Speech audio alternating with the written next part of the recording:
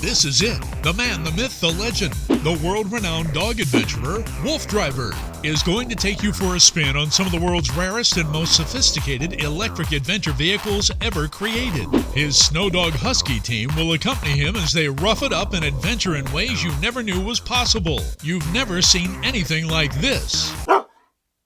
Wolf Driver coming at you. Getting ready to roll out on another dog trip. I'm gonna give you my official timekeeper here, 11:21 in the AM hours, as you can see. January 17th, 2021. Headed out. Never know where we'll wind out. Stay tuned to find out. So that was kind of cool. We just drove through one of these small Pennsylvania towns, and we've never seen so many Amish on horse and buggies in all the time we've been riding around through these areas over the years. It was really cool. It had to be at least, before I started rolling the camera, had to be at least a dozen, and we probably passed a dozen or so more. Try to count them on the time lapse. Be pretty cool. So we're doing a quick pit stop here at Home Depot. And we have arrived at Rattling Run Road. Official time here. Let me give you official time on that. 4:51 in the PM hours. You know, we run 24 hours a day, so you never know. That's why I always tell PM or AM. This is actually a closed trail hunting area, fire road kind of thing. But Chris won't be able to follow us, my wingman, but we will be able to wing by right here. It's open for bikes, pedestrian traffic, what we do, but not for much else. So we're gonna do, beautiful sunset happening. We're gonna put the scooters on the other side, and we're gonna set it up with the camera gear, put the rig up, and then put the dogs on. So there goes one right now. Stay tuned for the excitement. Yep, it's rolling. Cool. Okay, I might have to change it, but we'll worry about that later.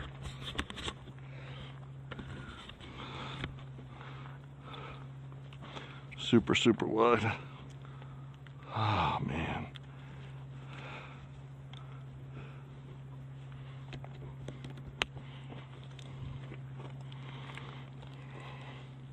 Christ, I'm warm now. I mean, it's a pretty nice day anyway to begin with. Oh, yeah. You can't ask for much better. Yeah, that's what I'm doing.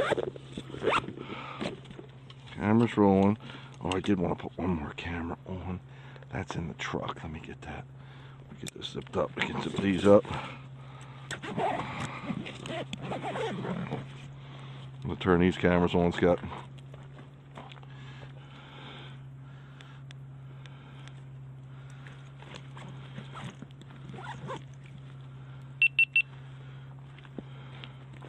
Good with this one, right? Yep. Yes, thanks for asking.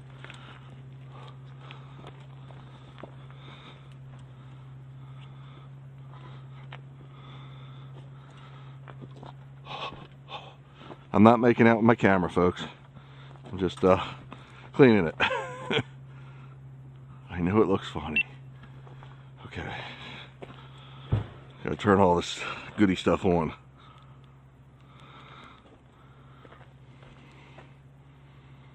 One more. We're in good shape.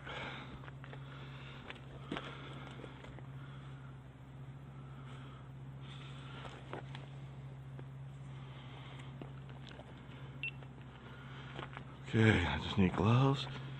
Get those cameras rolling. Yep. I'll be talking to myself and then I'll be with you. Yeah, we're gonna have to walk the dogs up here. Do I need anything in there? I do not. Let me zip this up. So this is done. Fanny pack is getting zipped up. Kind of like Superman putting on his cape. I put on my vest, zip the fanny pack up, and I'm getting ready to roll. One more camera to put on, folks. We can have some fun with the pups. Hi, Chasey, I see ya. Just what I was looking for. Okay, Chase, relax. Scott, might need you, I'm not sure. Actually, hey, hold this for 1 sec. Right there? Okay. I might need you to zip this. You good boy, Chase. It's a new way to work on. Okay, Chase, relax. Everything's gonna be beautiful.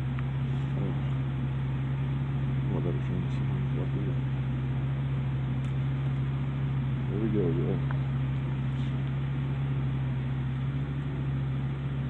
Who's got light? Chris, shine a light again.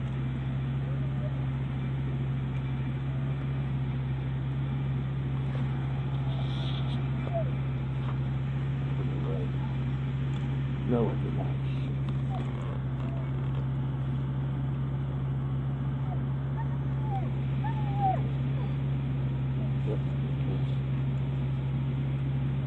Thanks, Chris. I might need help if I can't get this.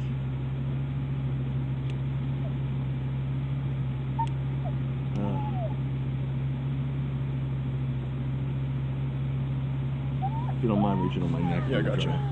That button's to that. See where?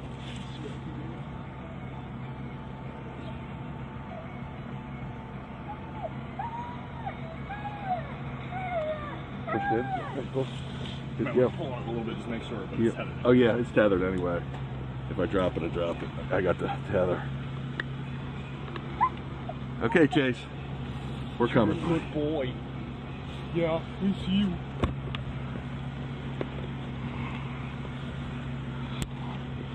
He's so anxious. I'm gonna Oh gosh. stop for a little bit, and then it's just, he It's a knows. tease. Yes. Oh, let me get the satellite radio.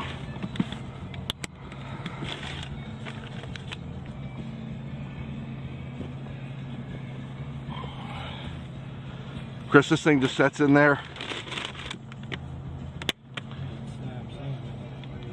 What's that? Snaps in and that ties. Yeah, I saw the tie.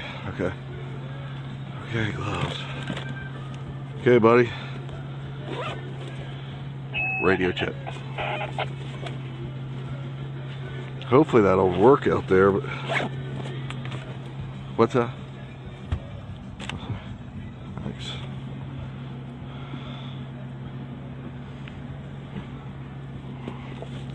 Okay, folks, I'm gonna be right with you in a couple minutes.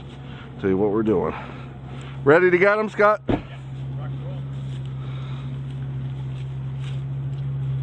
Too many gadgets and not enough pockets. Okay.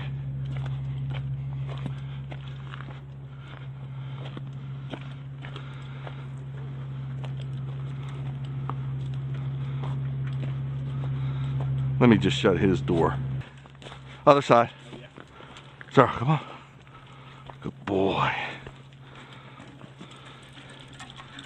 Thanks, Chris.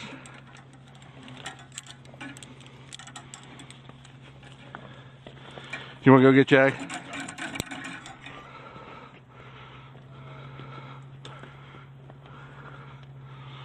Okay.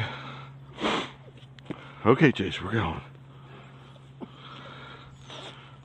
You're still crying. Want to get out in the truck? There he goes. Okay. I'm gonna set up my meters here, folks.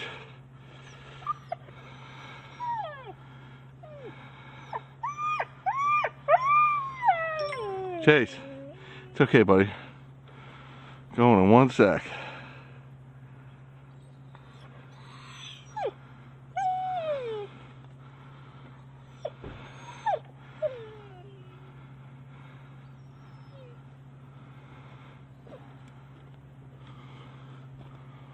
Three, 2, 1, go.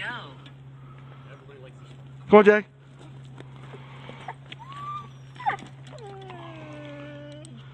I'm gonna let you get her too.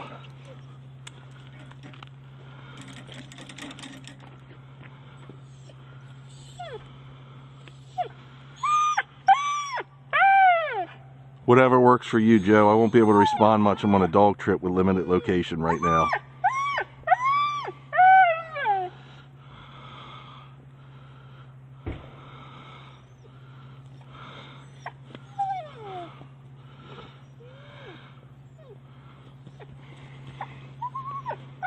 Okay, Chase, we're going, good boy.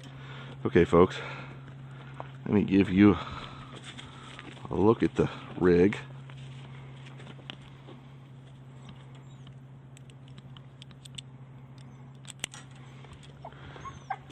See where we're at. Okay, guys, we ready? We're actually harnessed up and ready to go. Okay, so this is the rig. I think you've seen them before, but this is the Easy Raider scooter. This is Jag, Chase, Zara, and Lola.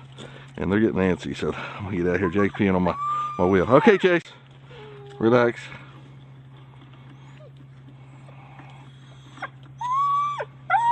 Man, Chase is on it. Anybody? We're gonna keep this to like 5 miles or so. We'll see what the grade is, what our batteries look like. Okay. Okay, Chase, we're going. Whenever you're ready, I'm ready, Scott. Remember, no crispy, but no cars on this road, so. Okay, guys, come on. Good. Come on, Chase. Oh, Chris didn't turn me on. There we go. Okay. Good boy. Come on. Come on. Good boy. You know what to do, Chase. Come on. Come on, Chase. Good boy. Sometimes you got to turn them around.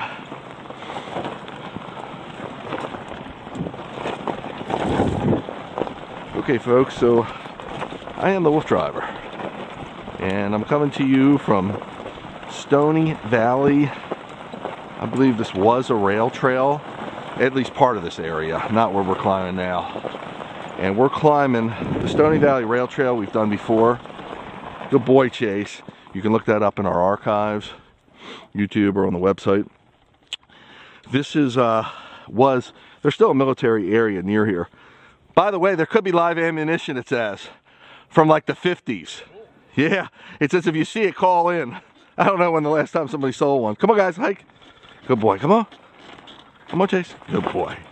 Good boy. So the Stony Valley rail grade.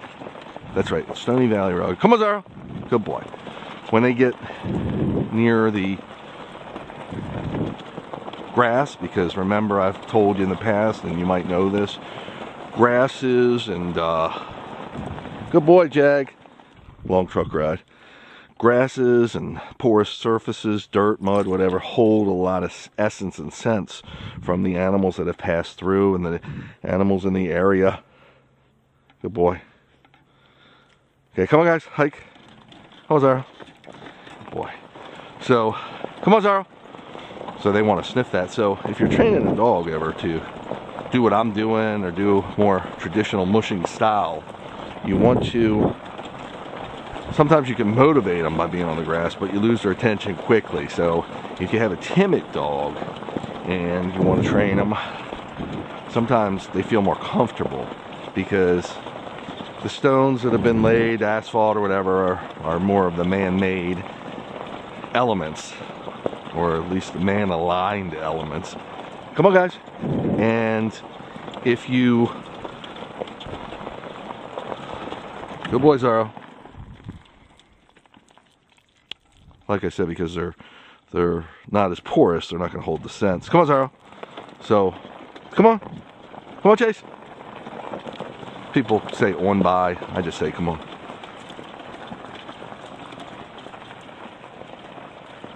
I'm gonna make sure my app speaker's up as loud as it can be. Come on, guys. We're climbing a good hill here. I haven't got a reading yet on what kind of grade it is, but we're working our way up the mountain here. So real quickly, what I said, come on, Chase. What I was saying is, if you need to make a dog feel better because they're scared. 5 minutes completed. You've covered 0.14 miles. Your current speed is 2.2 miles per hour. Because they're timid of the wheels of a vehicle or whatever the case may be. putting them on the grass is always gonna, sorry, I was gotta do a bathroom break now. Putting them on the grass is always gonna make them feel more comfortable, or on the dirt or on the ground where it's not a paved or rock surface. So that's my lesson for the evening. So back to the lecture at hand. I like saying that. Stony Valley Rail Grade. It's a 17-mile long trail. We didn't go there tonight. We're in the area. It's right about a half a mile to a mile away from us. This is the Stony Valley area of Pennsylvania. Come on, Chase. And I'm gonna pick up the pace a little bit, keep them going, because they're really distracted. And I was reading on one of the urban musher groups I belong to how to actually get dogs that are distracted from not being distracted. And depending on your dog and what the situation is, it varies.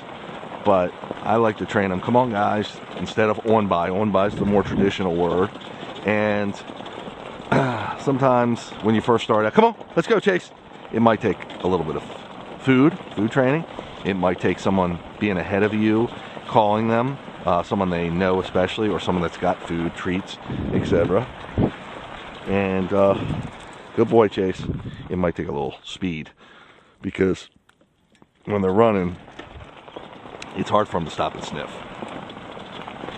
There's other methods and other things we do depending on how much of a problem it may be, but it's very curable. And in fact, that's why I ride what I do. I ride with the dogs on the side, because they're less likely. If they're on a tether out in front, like more traditional mushing or urban mushing, they are easily diverted to the right or to the left to get over the grass, and it can be a constant fight unless they're really trained, or unless you have a lead dog that's really good. So that's one of the reasons I just do this. It's one of the many reasons, but it's just a lot easier. And I know there's plenty of people out there who tell me that, oh, this isn't enough exercise for the dog. By the way, we're on a 6.5% grade. But I've had much success with it. So back to Stony Valley. This is the Stony Valley area. This is how I understand it too. This is the Stony Valley area. Come on, Chase. Come on. Of Pennsylvania. And that's near Harrisburg, which is it the capital? I think Harrisburg is the capital of Pennsylvania. Not the big cities, not like Philadelphia or Pittsburgh. Harrisburg, I believe, is the capital. And Stony Valley, there's a military base somewhere near here. I've been here for a gazillion years. I believe in the 50s they used this place, might have even been later, to drop bombs for test, artillery, whatever, from the sky. And there are some bombs that may not have exploded.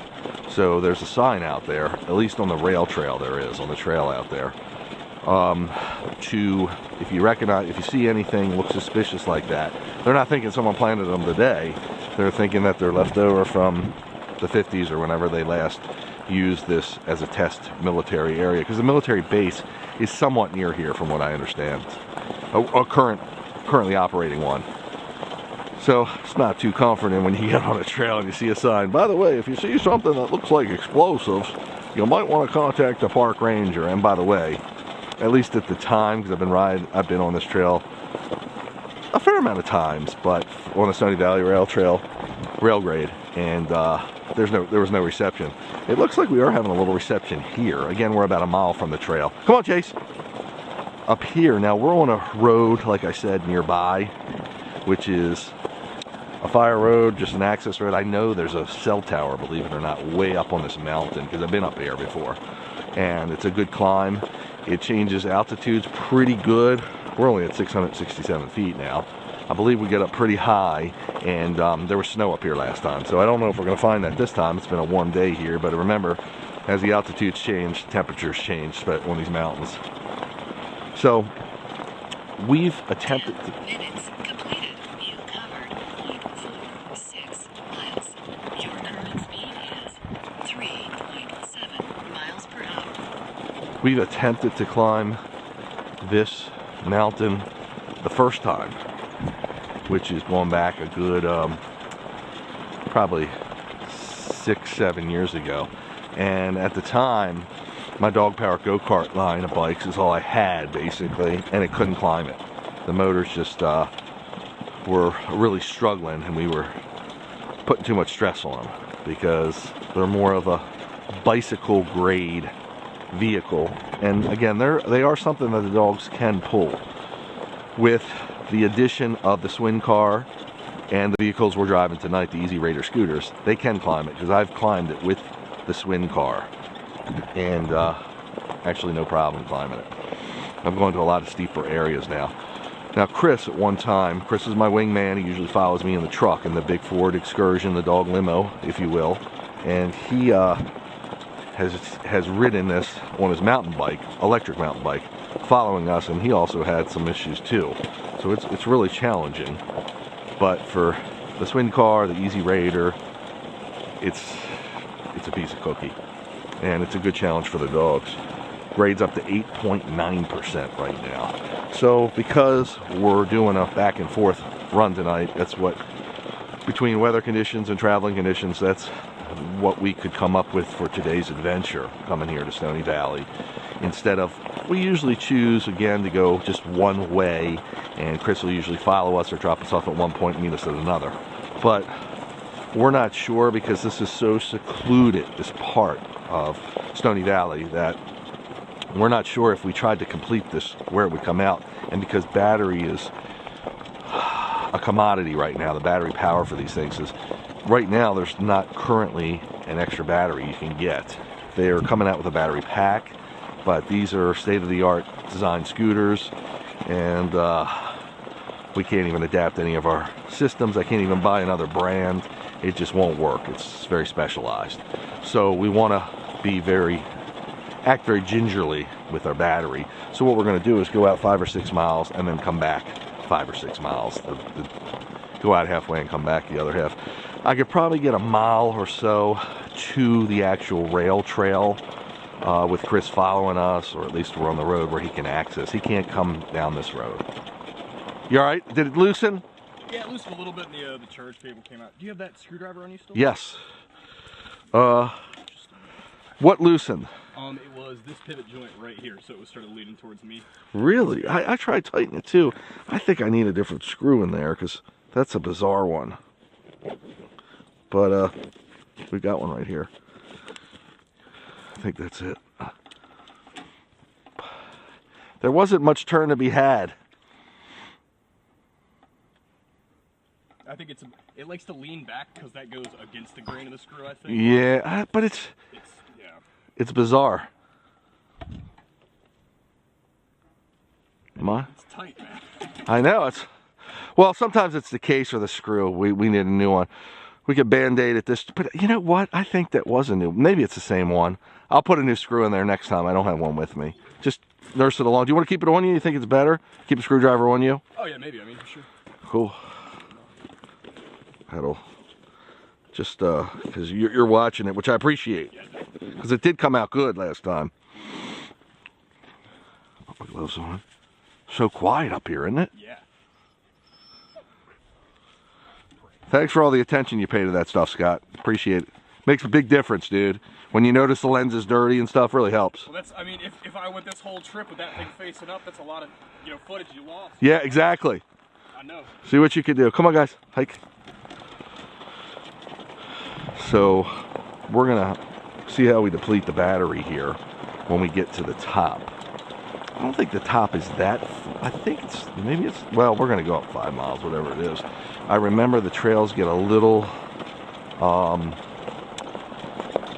overgrown, even in the winter. There was some evergreens. I don't know if they were just pine trees. I can't remember. I think they were actually rhododendron. It was beautiful. And we won't get that view in the evening, but we'll see what's it about. But this does lead to a big cell tower. And great workout for the dogs. That's the big thing, because 15 minutes completed. You've covered 0.68 miles. Your current speed is 3.4 miles per hour. we're not going to get them the mileage that I like to, 15 to 20. we're gonna give them this challenge of the hill climbing. See if this grade is still 8.9% grade, which is a decent grade. I mean, if you've been with me on other adventures, you've seen the other videos, you know that we can go up 16, 17% grades, which are, I mean, it looks like you're going straight up. It's pretty severe. You'll notice I'm going at a walking pace because they're not going to run up this hill. There's no technical load on them.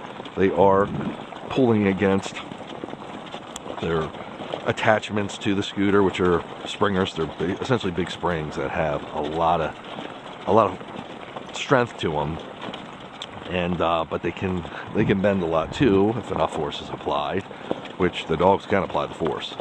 So people ask me about the harnesses. Now, a lot of people use X-Back harnesses if you were urban mushing.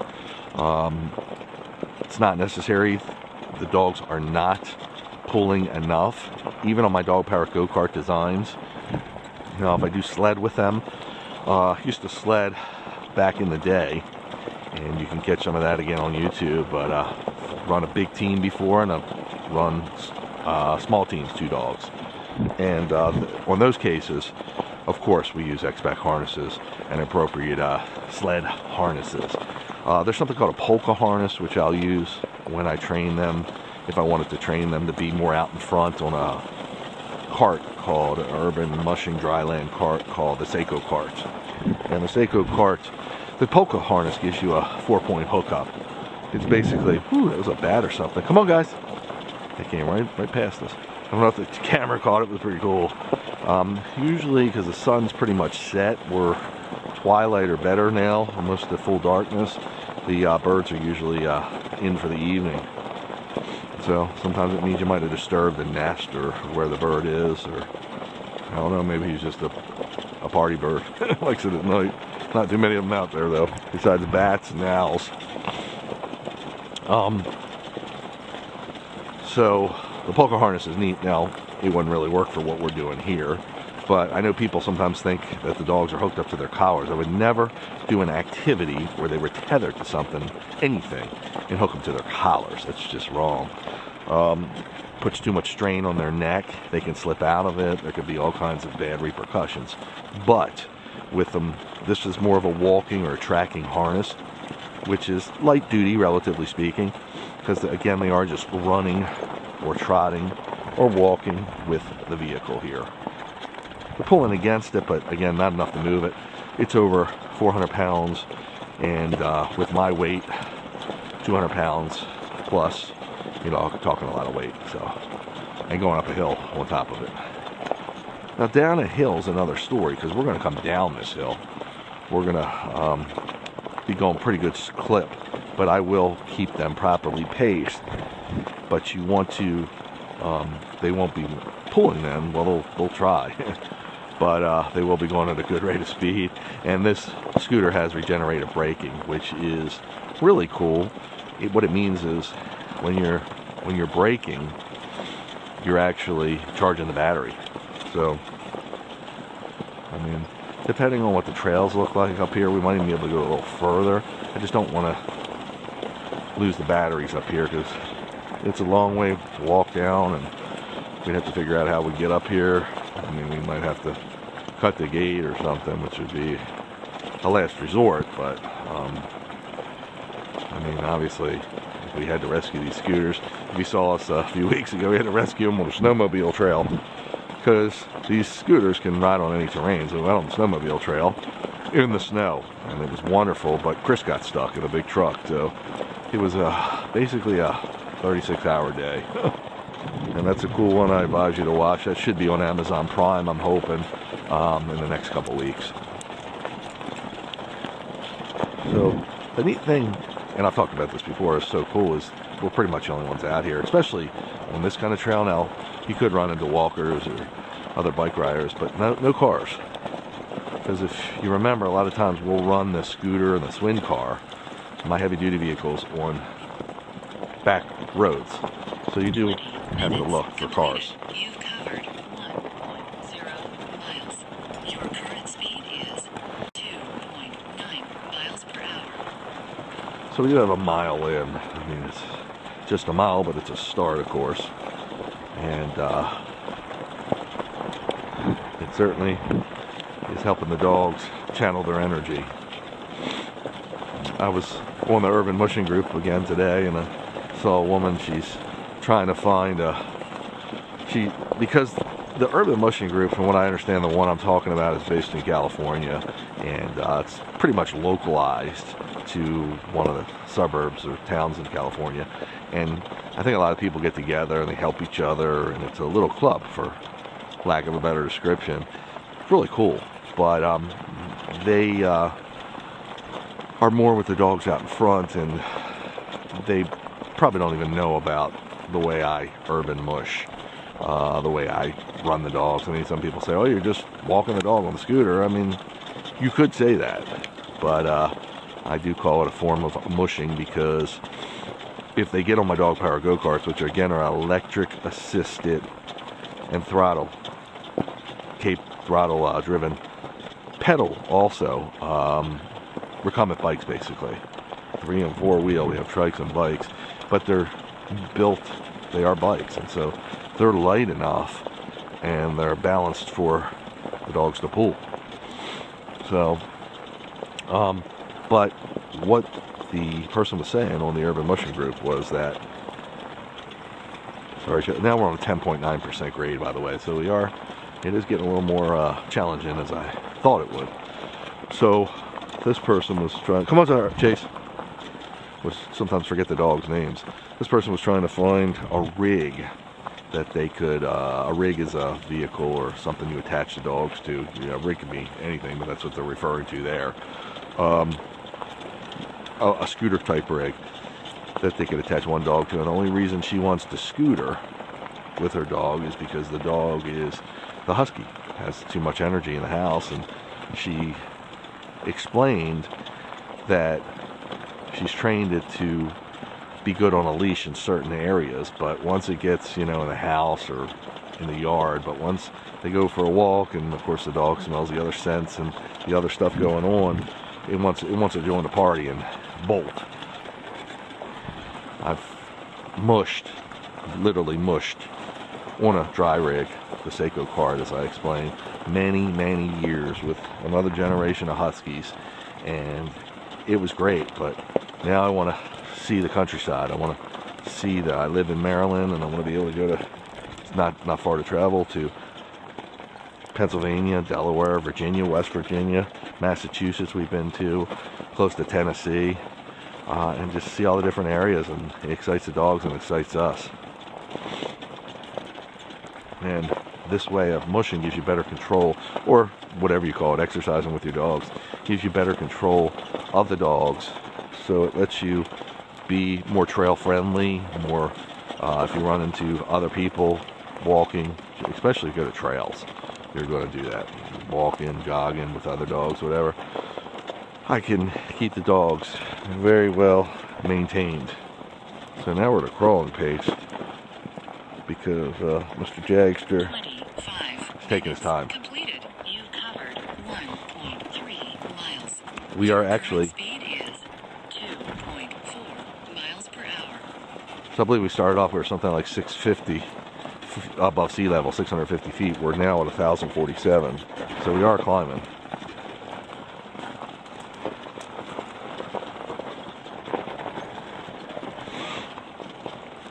Camera doing better? Yeah. Eh?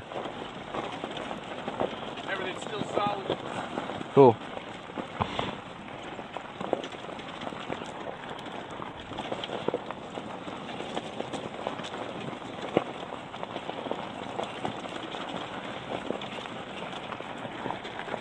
Oh, Jag picked up the pace a little.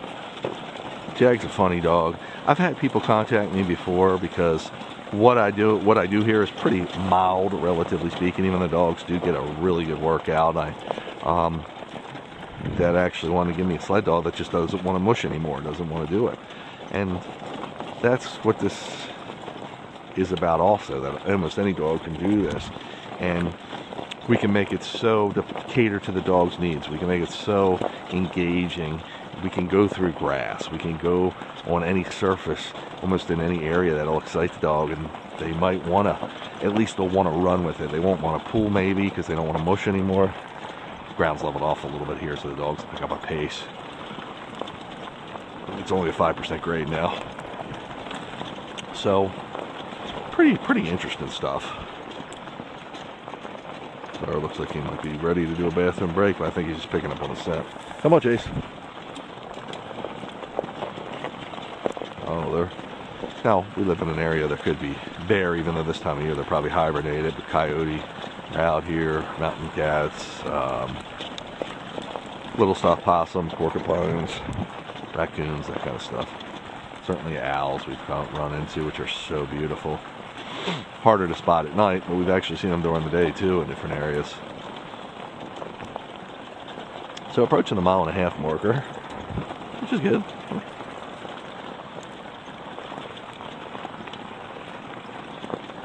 Battery seems to be doing good on the bike.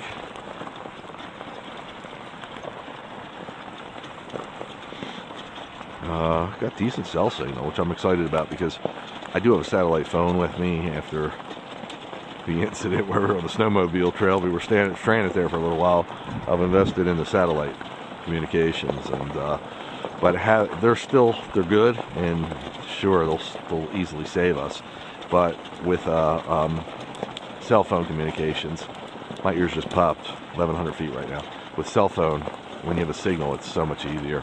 And then Chris can follow us. He can follow us on satellite too, but it's just a lot easier for everybody to manage.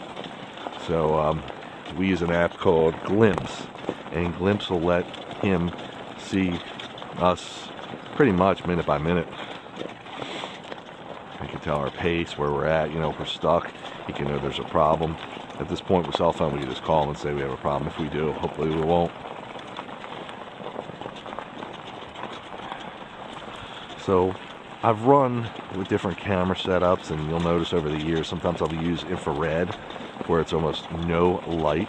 You're almost running like the military when they want to invade somewhere in the heat of the night.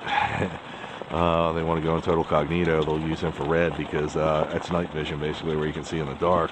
Well, we have that technology, and in fact some of the cameras I'm using have it tonight, but bright lights have been my choice of late because I can see better, and it's not as cumbersome as wearing night vision goggles and other apparatus because night vision using LED lights, using infrared lights.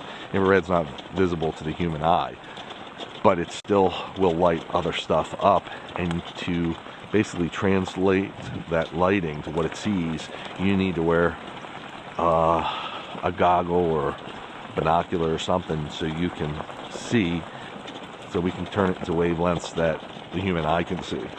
And the cameras, certain cameras that I have, certain cameras I can convert it to infrared, and then they're able to convert that light and light up an area in infrared where you couldn't see it's lit up, but the camera can see it. It's pretty cool. And then you can see it when it's after it's filmed it. 6 miles. Your current speed is 2.4 miles per hour. I know sometimes people have concern about their paws. If it's a rough area or heavy snow and we need it, we'll use Musher Secret or even a booty. I carry that stuff in my fanny pack. And I've gone into long explanations about that stuff. But I prefer just letting them as they are and build callus. Haven't had any paw issues. I definitely see their claws wearing, which is good. If they didn't wear, we'd have to cut them. Still have to sometimes cut them. Dew claws, if your dog has a dew claw, if you're familiar with that, it's the high claw. That one we have to maintain because that's not going to dole down. It doesn't come into contact with the ground.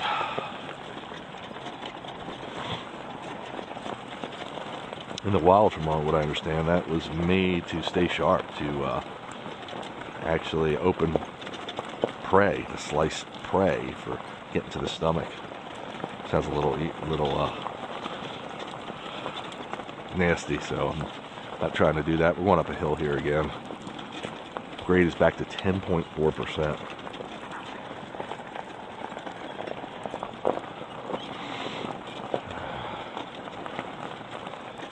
It's been a long climb. I like it.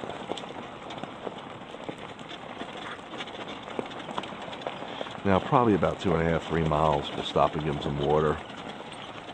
If I stop now, they won't even look at it. But usually the first water is the most important because that's where they usually will take the most. And then as we go along, we'll tend to water them more than they need it. Just always err on the side of cautiousness every 2, 3, sometimes 4 miles. And we usually drink less. Depending on this hill climbing, we'll work them. So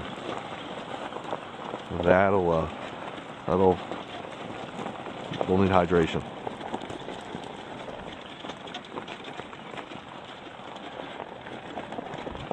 Taking the time for Jaggy. And it's not that Jag's not physical enough or too old or anything. It's just that he's moving at Jag's pace. But that's okay. Now, if something crosses our path, like a deer or a coyote, you'll see them pick up the pace. Now, they'll try going uphill. It's going to be harder, but they'll really be trying to roll.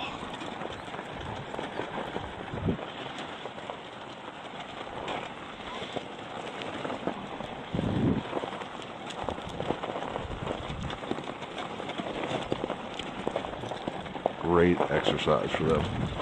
And even though we're going slow, I mean, they're climbing.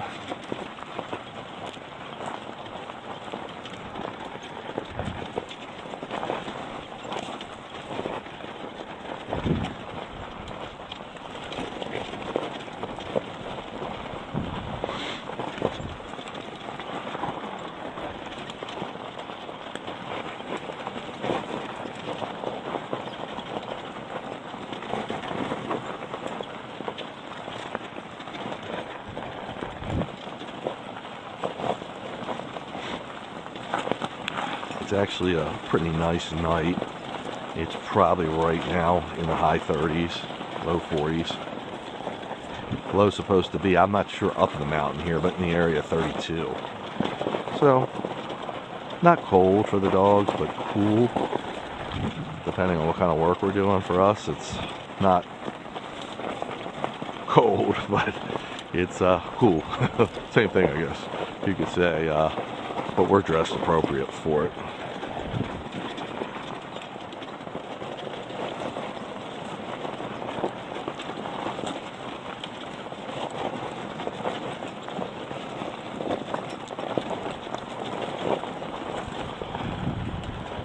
We're still climbing, folks. 8.4% grade. It's going to level off a little bit here. Cool. Gotta love it. The electric also, if we were doing this on an ATV, which would be too much for the dogs because ATV is too heavy of a piece of equipment. I do have an electric powered ATV that I run them off leash. They chase me, big farmlands I rent. But if someone 5 minutes completed. You've covered 1.84 miles. Your current speed is 2.4 miles per hour. if someone would ever consider running them on an ATV, the problem would be, well, again, it's way too big and too cumbersome. And something like that, you could run over their feet. That could happen almost on any vehicle. That's why we want to make sure they're not too heavy.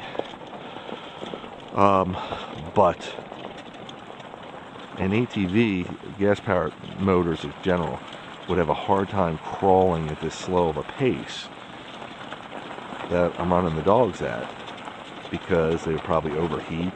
Because even though they're liquid cooled, it happens with my truck, they still need some air going through them. It puts a lot of work on the tranny, the transmission, and the motor's not torquey, so you almost need a little momentum. So it's work. Electric is very torquey, and you don't need to worry so much about going slow. It does put a strain on the battery, but the battery can usually recover. It's just pulling a lot of volts as it's getting up the hill, just like a gas motor is going to pull a lot of gas. So you're going to suck down some charge from it, but it's much more controllable on an electric vehicle. And I'm sure that goes for the electric cars as well. I don't have one, but I do have electric ATV, as I said. So we've leveled off, which is really nice. We're up 1,300 feet now. So we've more than doubled where we started from.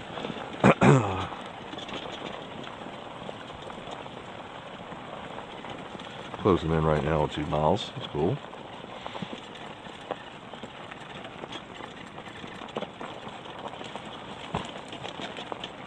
Now we could go all night if I had this Chase.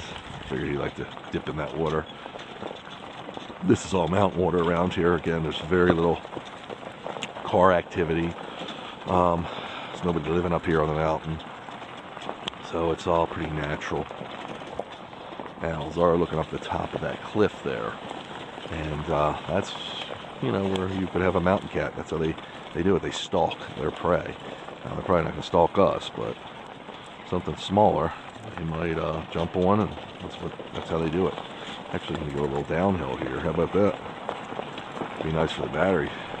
Because again, that regenerative braking will help charge them, recharge them.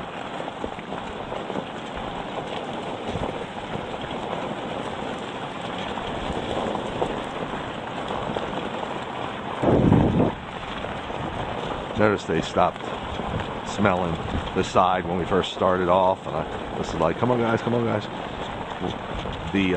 because now they're really in working mode.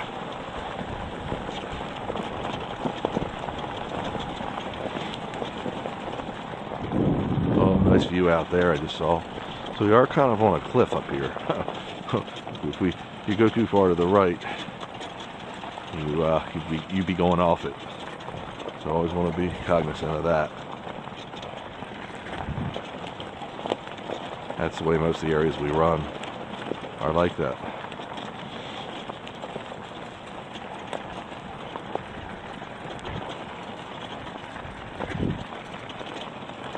Battery's looking real good, folks. Again, the battery's one of our most precious commodities right now, because that determines if we're walking or what we're doing.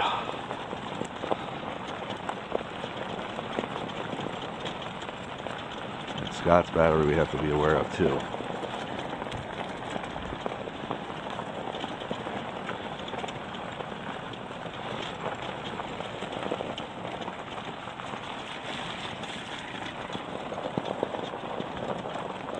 Yeah, so it's going to go up a little, down a little.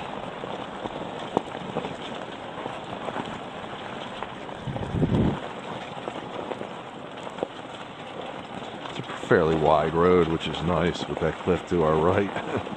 Gives us plenty of area to safely ride, and not running into any snow. If you've been with us on the past few trips, adventures, you know that snow has made it really, really rutty, and you get caught in a rut, and it can take you. So, in fact, there were a couple spots I had to get off the scooter because the disparity from the rut up and down was so great that it felt like I was falling over. 40 minutes completed. You covered 2.21 miles. Your current speed is 0 miles per hour. Sometimes when you hear it say 0 miles per hour, it's working off satellite. I can't get a satellite speed. Working off GPS.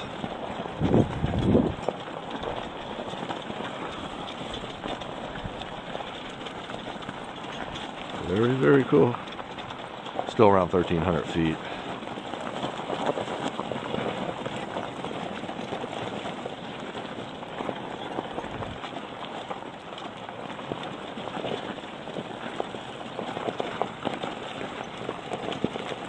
And if you're watching Scott, he's filming me, so we can document this and always monitor it to make sure the dogs are looking as I think they look in person on the screen. Sometimes you'll notice things.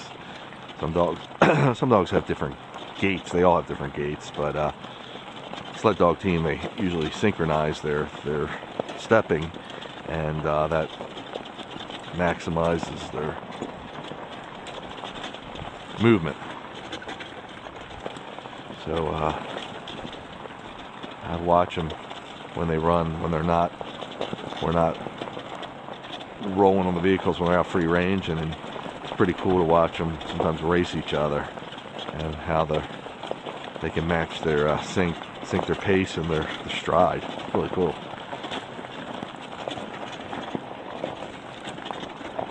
I am constantly looking up there when I see the dogs look up there, because sometimes it's just when they look up the mountain or up the cliff sides and are left, it's just that there's it could be even my light through a shadow over there, because they look for movement, but it could also be something is moving over there, or it's a scent they picked up on, or a sound that we can't hear that they can hear. I'm going to be the worst for hearing because I got the helmet on, so that really limits me. I still can hear fine, but it definitely covers my ears. It's keeping them warm too. That's the purpose of it. I spent many years skiing, and because snowboarding and other activities were not even around then, they didn't have many ski helmets just for really pros. But now with the advent of snowboarding and everything, a lot more companies are making these helmets, and they're becoming much more affordable and better designed. So I bought them for this activity just to keep me warm and a hard surface to mount my cameras to. So still climbing here, better than 1,400 feet now. So the temperature's definitely dropping. I can feel it as we go higher now. We are getting into the evening hours further. So, and also the altitude as you get closer to the top of the mountain as you climb. It's always colder, almost always.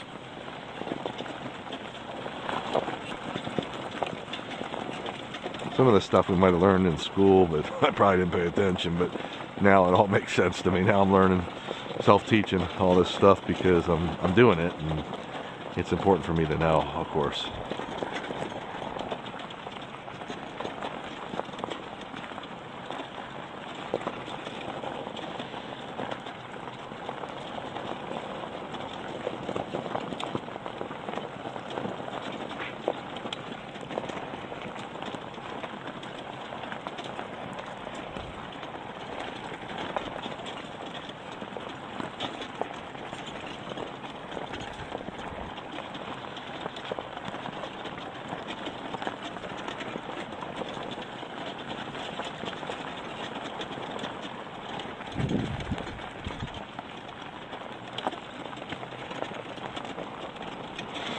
And one of the reasons I have all these apps running is so I can keep an eye on the conditions and what we're doing, because sometimes, you know, you can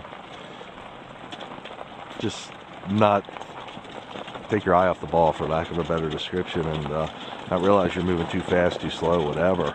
And I'm just trying to watch the stats to tell me how the dogs are moving. Wow. Now to my right, I don't think you can see in the camera, that's probably Harrisburg. You see the view to the right? I think that's Harrisburg. Boy, that looked like a goat or something.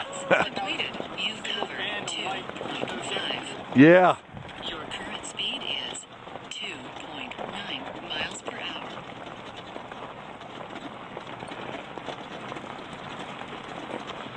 Two and a half miles. So we're moving along this mountainside.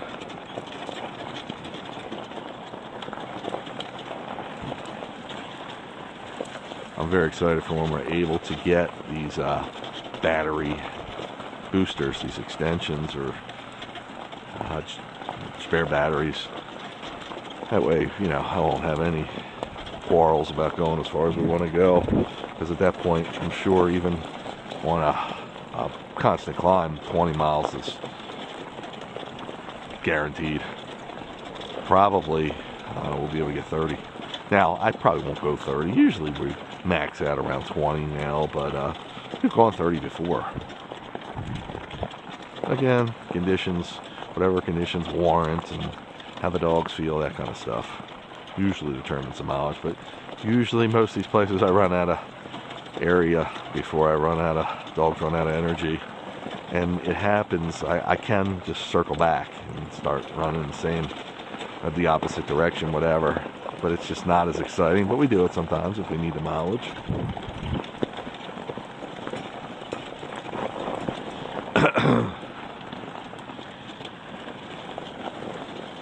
Definitely a good mountain climb here. Looks like we're at 10.6. Again, the grade. That's pretty good. Closing in on 1,600 feet above sea level. Started at 600, remember, around 600. I know, I think when I started talking about it and I looked at the meter, it was like 650 or 680, but I think that's already after I had climbed some. I could be wrong though. Kind of cool. Something, the romance about riding there. Huh. Is that closed? Oh, we go to the left, I think. Yep. Could go that way, but we'll see where this might go to a cell tower. I don't know. We'll see. Yeah, I think we're going right. Where does it end up here? Or we just pass it? Oh yeah. Oh, so we'll have to go past that gate probably. Whoa, Zorro. Sorry, ricocheted back. So, you think we should go down where the gate was? I think that's probably, it seems more reasonable. I Okay. think this probably loops back into the park system as opposed to going towards the highway that Chris was talking about, but I don't know. Okay. Let's see. Perfect checkpoint either way. Yeah, let's water them. We've gone back through there. It got a little overgrown. That light came on from motion sensor. Let me take a picture here. Alzaro kind of ricocheted. He was trying to avoid the ice, but sometimes it happens. So there is ice up here, so it could be snow. He's no worse for the wear, though.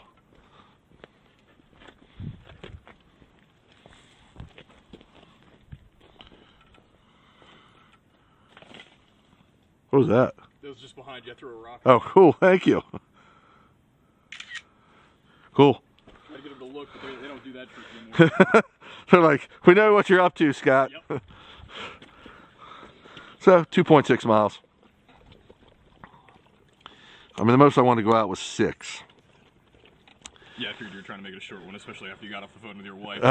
Oh, it's always like that, but you know I just don't want to run out of battery without crew. It's one thing if Chris is here, but yeah. It got a little overgrown down there, remember, but we'll see. We'll see what we're gonna do. You'll have to watch me go through the gate. Ah.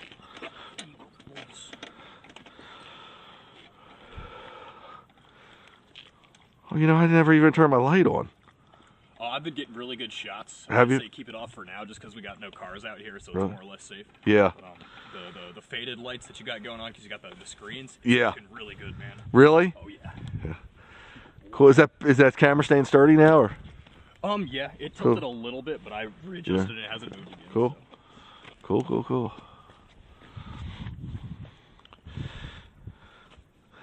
My light's pretty bright on top of my head, though, isn't it? Yeah, but it's not like Because I got the filter on it. That helps. It spreads it. You might even be able to get the exact same material on. Yeah, I can. I've got them. Miles per hour. Hey, can you see the red light on my camera? Don't hurt your eyes, but. Yeah, flash. Cool. These cameras are here. Yeah. See, I put the head strap. I like it because if it goes, at least you'll know it'll hit you in the face, but ain't gonna kill you. Yeah, that's when we lost the other cameras. That was like shocking. Like I turned around and the night vision wasn't even there. I was like, I know. But I can't believe you found it.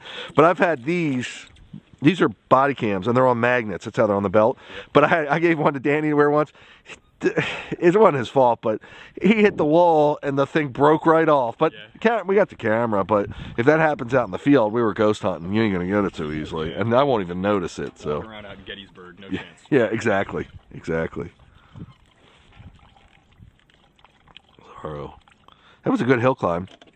We're up almost 1,600 feet now. We started about 600, 650. They're all drinking, so they're feeling it. Yeah. No more? You can. No mas. I think if I remember right, Scott, you can go right or left. I think up after we get through that gate, Yeah. I think I went left last time. It was really overgrown, but we'll see. It was in winter too, so.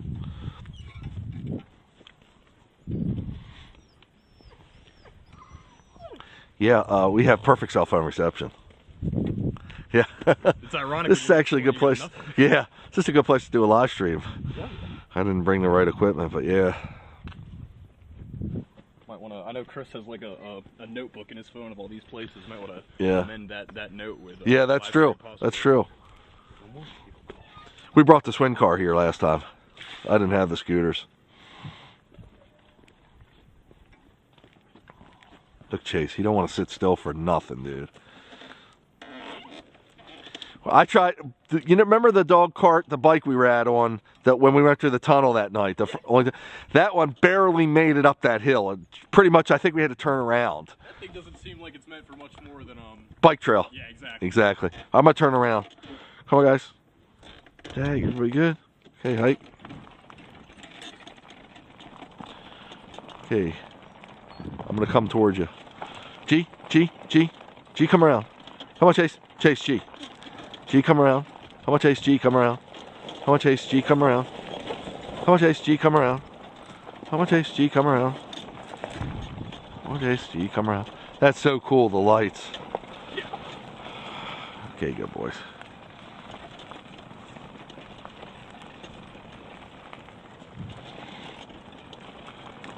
That's where Zorro kind of went in. Okay, so we're going to see what we can do. What a view. Wow.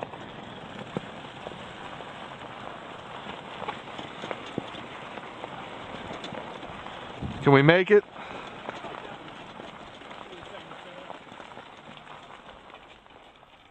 Ooh, you can almost make it. I think to the left, can't you? Left is. They're both possible, but I think right might be easier. Okay. I'm just trying to slide under to make it easier for me. But Yeah. whatever. You'll have to help me, but you guys. G over. G over. Nope. Chase. They're going to smell that pole. Chase. They're going to smell the pole. Chase. Good so far. Come on. Gotta watch her. Yep, she's clear right now. Come on, Chase. Come on. Come on, guys. Come on, Jack. He waits. He's smart. Yeah. Good boy. That was cool. Cool. This might get a little more rugged. We'll see. Come on, guys. It's pretty cool. Road's definitely the word.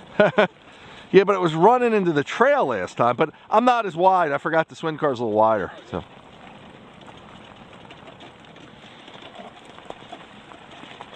Yeah, I don't need a bike light. I forgot.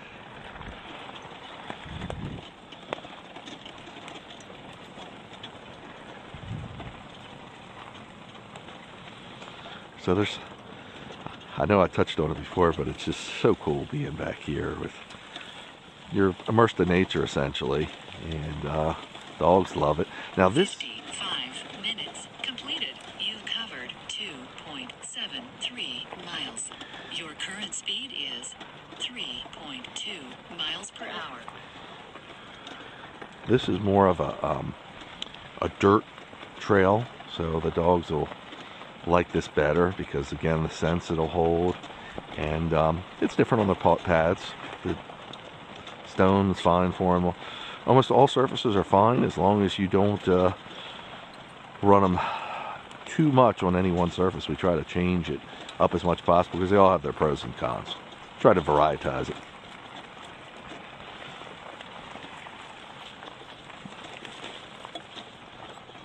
Still got the city lights. It's Harrisburg to our right. That's kind of cool too. You're back here in the wilderness and you got a fairly big city, relatively speaking, right off to in our distance. Not too far distance.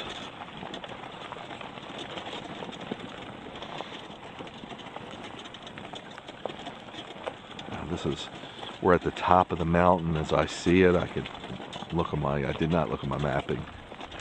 And so this will be probably a more gentle ride on the motor, and the climbing for the dogs, not as much. But it might be more bumpy because it doesn't look like that road was better maintained. Little wildlife management area, I think. I think that road that we were on was pretty well maintained because they probably visit the cell towers that were there. That's so cool to our right.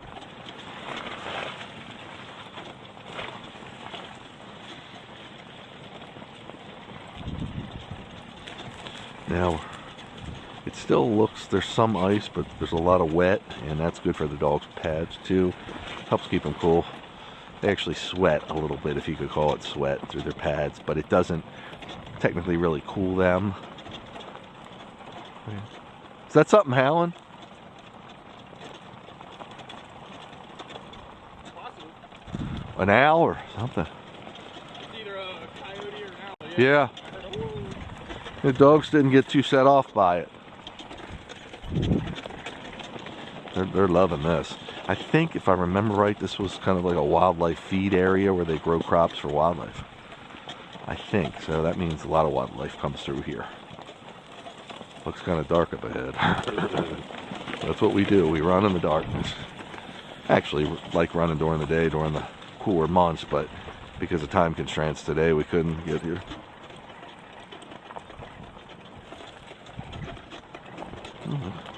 Like stuff in that field. Interesting. Dogs are looking over there. Grass is pretty high, so perfect place for animals to be.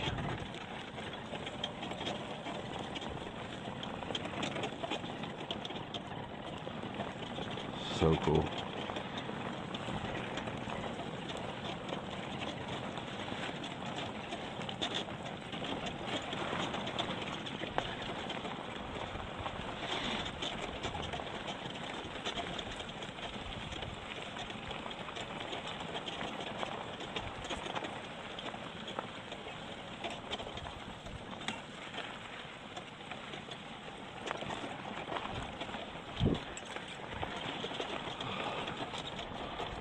Wow, so cool up here.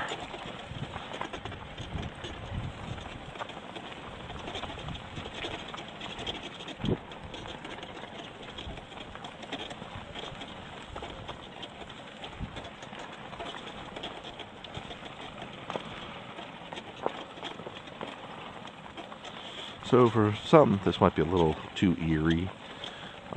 Again, most people that do mush with dogs and adventure like similar to what I'm doing go to trails that are kind of marked for it or at least they've been to before, because we like adventure and we want to see new areas. We're go to areas that we've only visited maybe never before or just a handful of times. So and they change so much from season to season anyway, so it's eye-opening sometimes, really cool.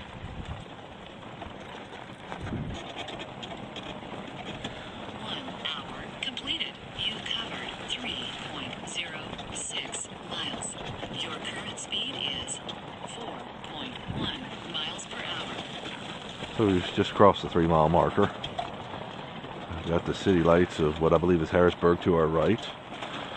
We're pretty well protected on the embankment we are. Not that we're going to go off the side. Not what we're thinking about it. But look at Scott. He's a daredevil on his scooter to film me. Little water here.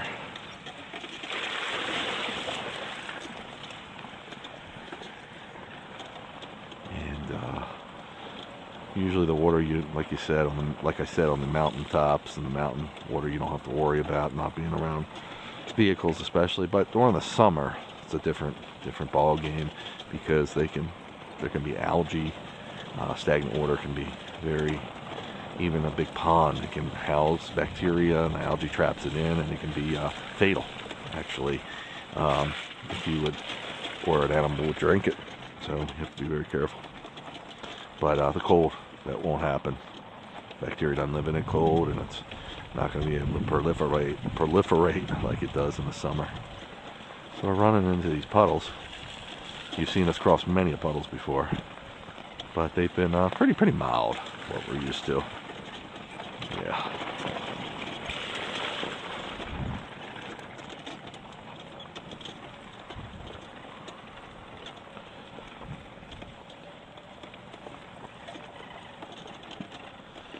Kind of quiet up here now. I like this. You like it, Scott? Yeah.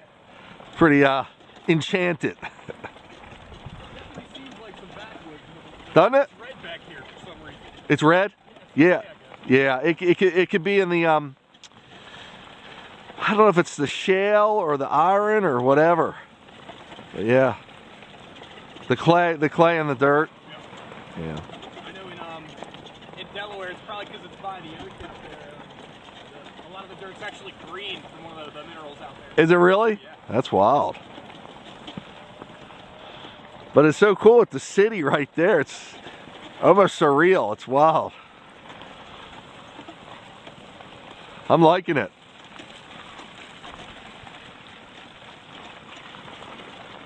This is perfect for us.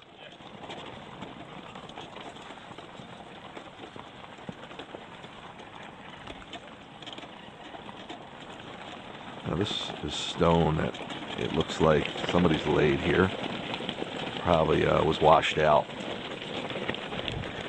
They're kind of big stones, so we go slow on it, just so the dogs can assure their footing, can make sure they're safe. Cool. I'm loving this. So you're liking it with my scooter light off? Yeah, the lighting's much better. It doesn't, I'm not sure how to describe the wisps that come off of a light source. Right. There's no wings. Everything's real solid. That's cool.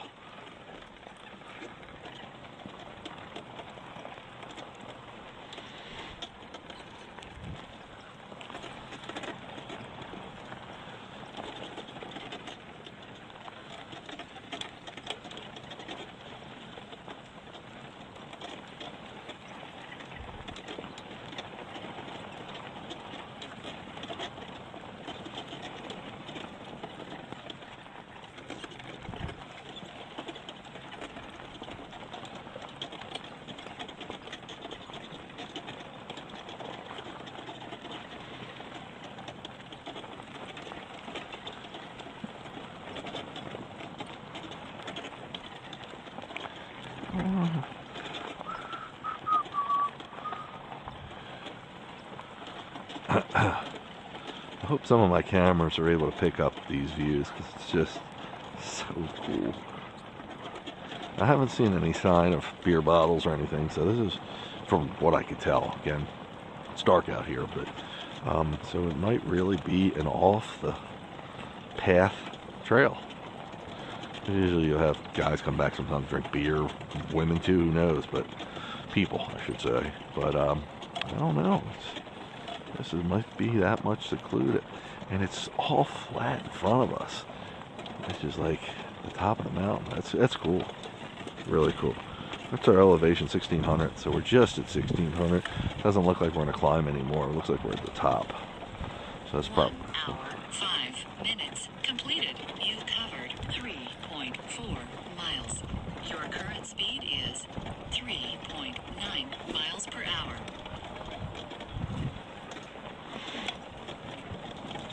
yeah. So it's very cool.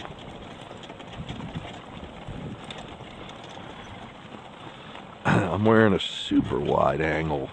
It's actually a Kodak, kind of like a GoPro. It's a few years old, but still, it's like one of the widest angle cameras I have ever found. That wearable cameras, even non-wearable. And this thing's like 235 degrees, something like that, and it really enables us to get a view of everything. Now at night it's probably limited, but during the day it's important for me, the wide angle, because you can see everything I'm doing. I'm in closed quarters. The dogs are really close to me. It's not like they're out in front on a tow rope like a sled dog team would be. So we're in close quarters, So I like wide angle cameras. That's become another specialty of mine. Filming this stuff and figuring out ways to film it. It's actually become a hobby, how to attach the camera in different spots that give you really cool views. And getting different cameras, because all these cameras out on the market today, a lot of them have a special niche, and if you can find that niche and make it work for what I'm doing, or what if you want to find it for you, obviously, make it work for what you're doing, it's cool. So there's a lot more than meets the eye to a camera. And also, you got to worry about post-production. What that means is, like, when we're done filming, how we put the video together. How do you get the footage off the card, the SD card, or maybe it films to the camera, maybe it's got internal memory, but how you handle it and how much work it is to maybe make it look good. Sometimes you got to tweak the colors, the crop, whatever. So there's a lot to it, but I enjoy it. And if you go back on my early footage, you can see I was doing stuff then, and now with more products out there and more ways of attaching stuff and more cameras, you really get a good selection and you get to really explore your creativity. I'm really looking in this woods over here.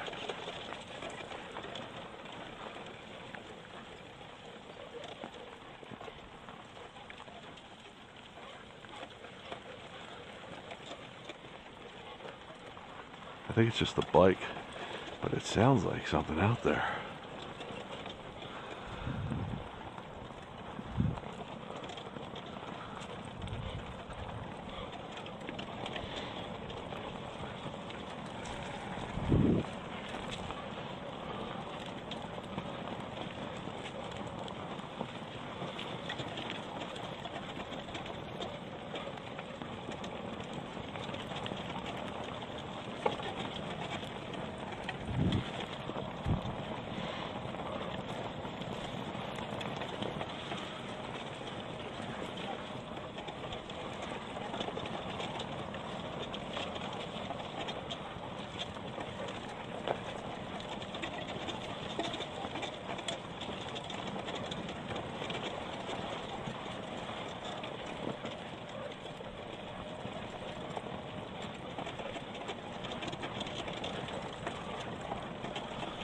Scott gets some good footage.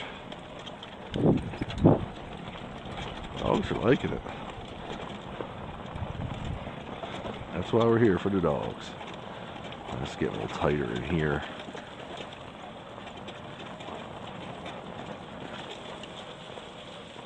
A couple rocks here and there, big rocks kind of embedded into the dirt, but still got to be cognizant of it.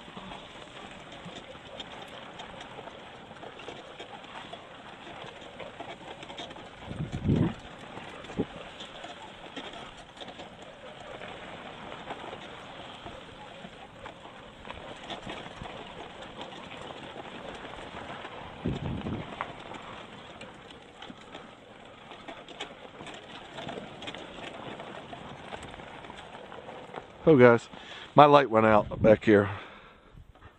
1 hour, 10 minutes completed. You've covered 3.76 miles. Okay. Your current speed Good. is Come on, guys. 0 miles per hour. I don't know why it went out, but it went out. Oh, it's a battery. Let me fix it. Oh guys, I think the battery cable went out. You want to do a water? No, too soon. I was just gonna. I think I got a battery issue here. Huh, not really, but.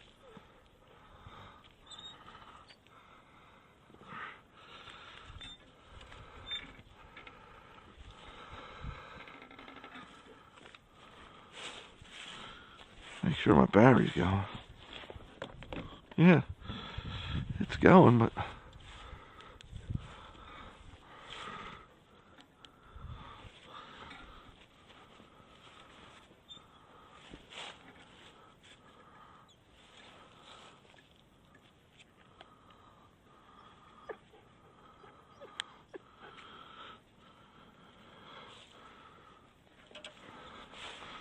Hopefully it's still going.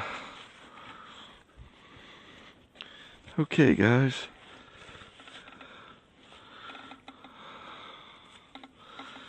They're loving it. Okay.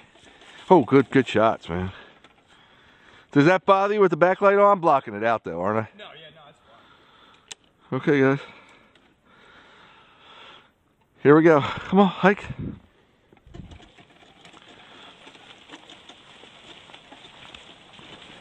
So we're closing in on 4 miles right now. By the way, as I was talking about the technology and camera stuff and lights I got to worry about now because we're at night.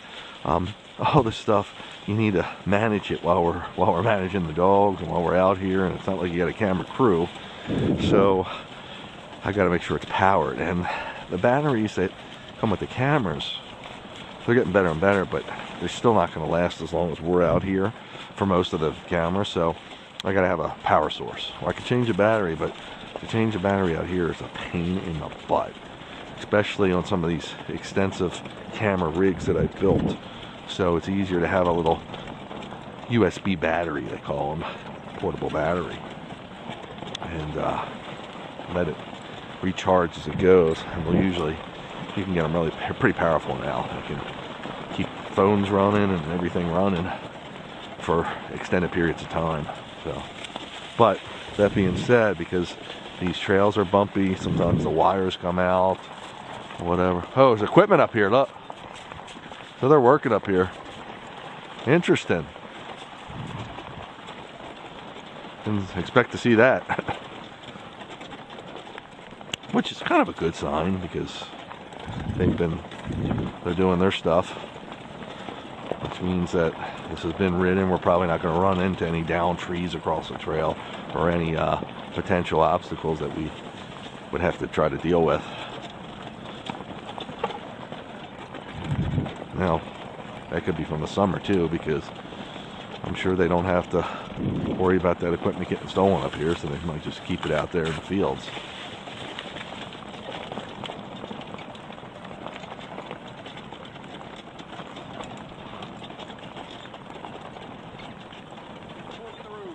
Yeah, you want to go to the left? Looks wider. And not as rutted.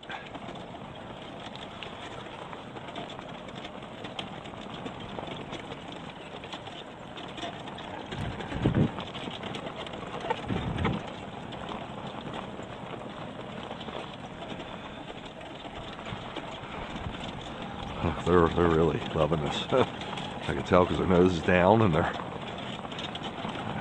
have to sit down because I was going to hit that tree. My helmet, I got a light sticking on this helmet. I'm looking in the fields as much as I can. Can't see much.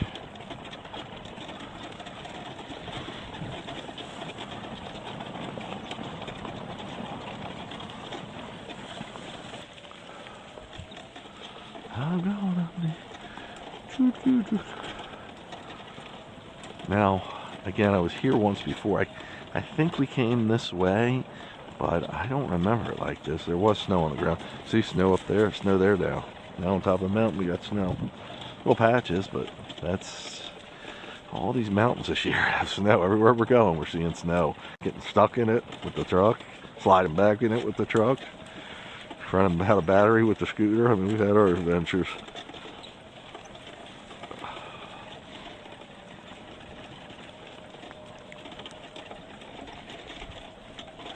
I wanna be.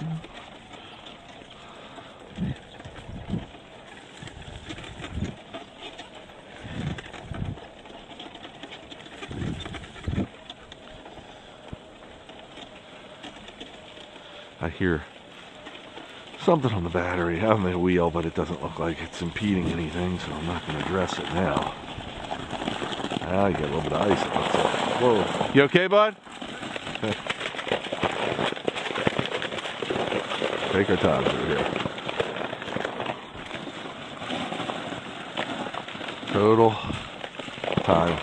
Taking our time. When you hit ice like this, we're not going to slide. The vehicle's not going to slide. and the dogs are pretty well set for it. But sometimes they'll try to avoid it, as you saw Zorro earlier, and it could cause them to touch the vehicle. So I want to prevent that. Just keep them as comfortable as possible, of course. It's always the name of the game.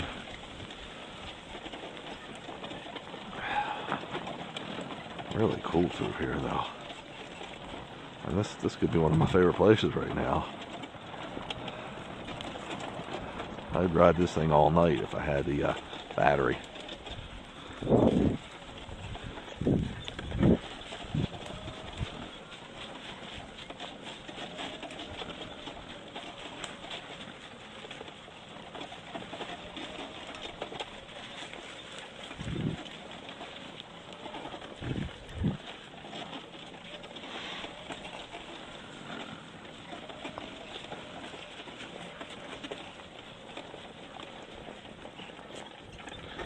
Battery's really doing good, though. Another thing that degrades batteries, and we've talked about this before, is the cold. So now this is where Stony Valley got its name from. See all these rocks? I mean, if you look at my whole videos when I did the rail trail, the Stony Valley rail grade they call it, it's like you can't walk. They're all rocks to the side. Only thing cleared is the trail. I don't think they cleared it either. I don't know if they could have. I mean, without mega work. I mean, years and years. So I don't know. Should probably learn that history, how that was built. Maybe the military did clear it out. I don't know. But it's almost like Stonehenge or something. You're like, how do all those rocks get there? I mean, it's really incredible.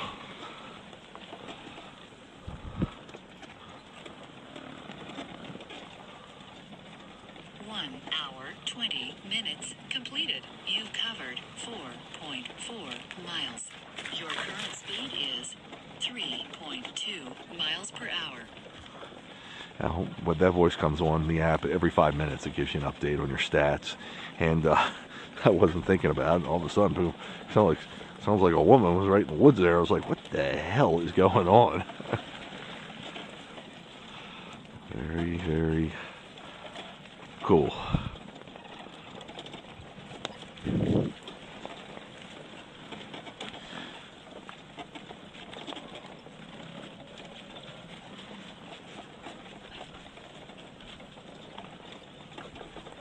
Another thing that's so dear to my heart is, like, we've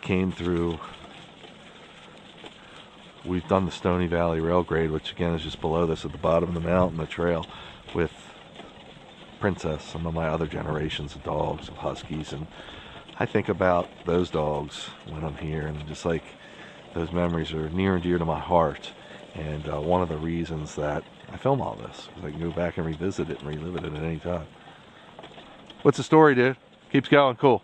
Oh, is this end? Okay. Does it go around to the left or no? Okay. Probably, we can give him a water and go around the other way a little bit. Let's, I'm going to go around there and we'll give him a water. I'll turn him around. Come on, guys. It's cool, though. Okay. G, come around. Oh. Back up. Back up. Zorro. Back up. Okay. Forward. Forward. Hike. Come on, Zorro. G. Doing this gingerly. I'm trying to plan my route around these rocks. G. Good boys and good girl. Easy. Ho. Cool, man. Is that my camera or your? This one here. The battery wasn't on. That's what happened over here. I'll fix it. You got it? Yeah. Cool. I had the brake on, obviously.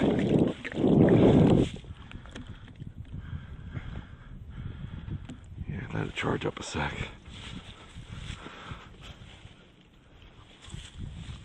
That's what was happening to mine. The battery, you have to push the button sometimes. I don't know why it doesn't engage automatically. I think I've been noticing that with this pack too. Yeah, sometimes, I don't know if it's the pack or what. Let me see if anybody's looking for me.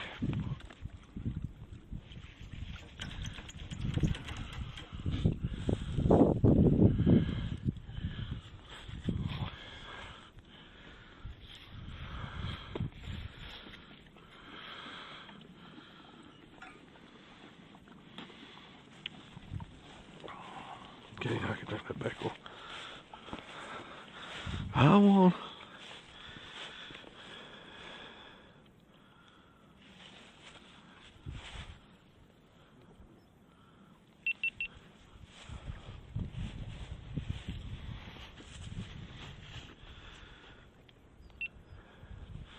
Okay, you're back on. I have to take a picture. Hi, good girl.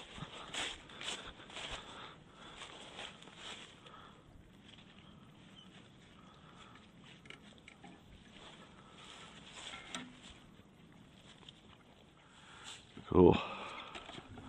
Okay, here we go. Okay, guys, hike, ready? Okay, gotta move them along.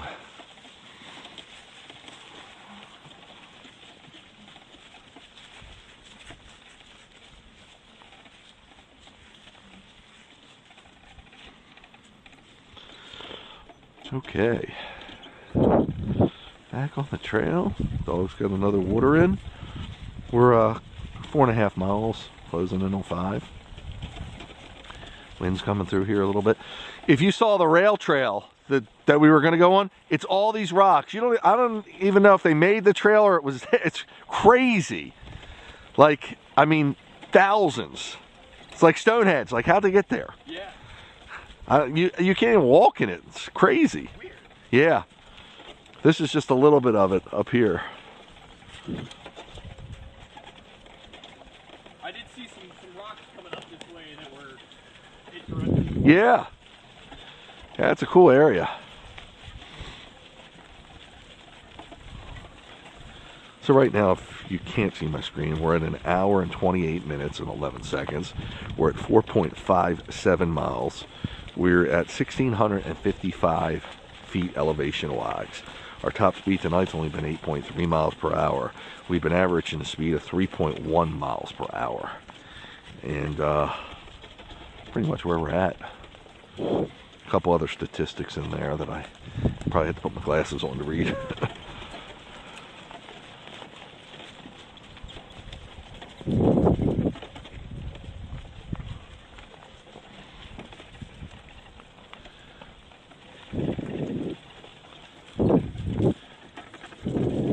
He's got a little stick coming from his tail. Again, these dogs are what they call woolly coats, so they're long-haired, double-coated dogs, and their fur is like magnets. It just attracts every bit of debris. Tree debris, hitchhikers, you name it. 30 minutes completed. You've covered 4.68 miles. Your current speed is 2.8 miles per hour. Some open areas. I'm not sure if they're doing construction or they do, like I said, up here have, from what I remember, wildlife management areas where they actually plant crops for the deer and all the animals to come and eat. The vegetarian animals, whoever grazes on it. Pretty cool.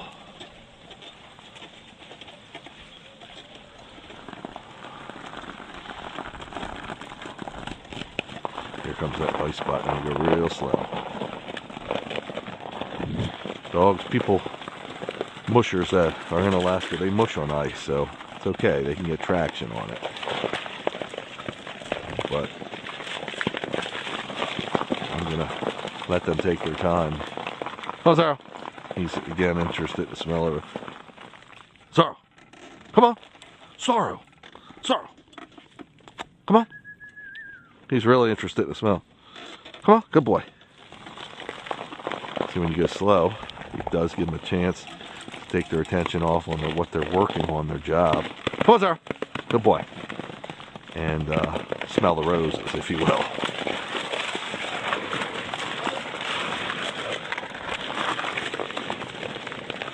Now that sound, if they weren't conditioned, would scare them a little bit.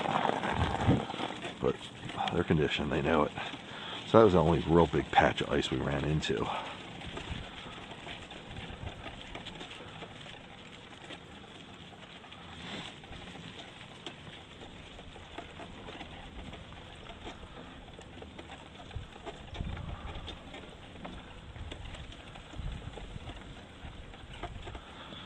So what we would try to do is go down this other road that we chose not to go down to. We went left instead of right. We might want to go there and try to do a mile and come back. That would give us our 6 miles to complete our trip today once we finish everything.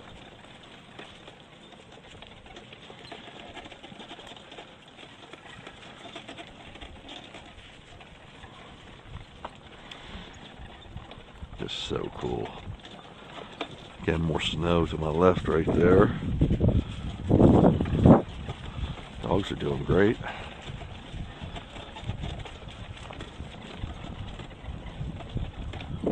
Equipment seems to be functioning properly camera-wise. The scooters, probably should knock on wood. Come on, Sarah. Sarah. Sarah. It's a smell up here. It's kind of going crazy. Come on, let's go. Come on. Sorrel. Good boy. He's usually not too obstinate. Must be something really, really good. There you go, buddy. That's the cool thing about the dogs being right below me. Like this, I can just pull on their tether and say, let's go, if they don't want to respond to my voice.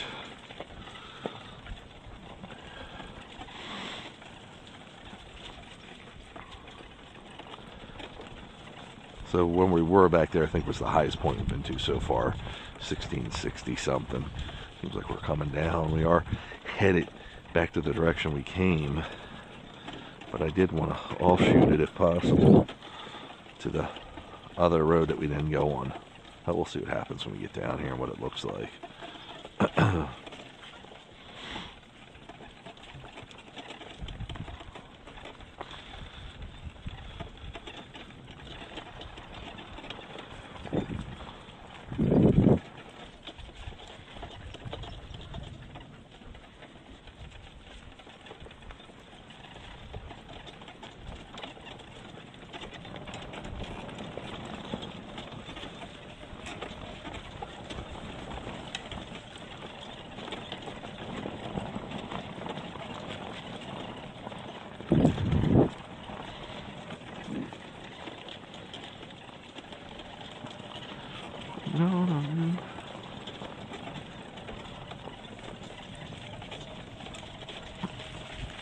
I was talking to Scott earlier. It's really interesting we have full signal because sometimes, more in the past, I used to live stream almost, well, a good portion of my adventures. From free range into 1 hour, 35 minutes completed. You've covered 4.97 miles. Your current speed is 5.2 miles per hour. Ooh, now I feel the wind. From free range into riding on the trails, everything. And signal was nowhere near as good as it is today, but there's still so many areas we go to that today the signal is not there. So people get frustrated because they're watching a live feed on Facebook or YouTube, and it goes in and it goes out. So I really abandoned that live feed scenario so much. It just took too much work and the results were not stellar. So I just went back to recording everything like I'm doing here, and occasionally if there's a quick moment I'll live stream it if the conditions warrant, but it's few and far between at this point. I did create a Wolf Driver Facebook Live channel, and that's where all my later live feeds have wound up. They're also on YouTube.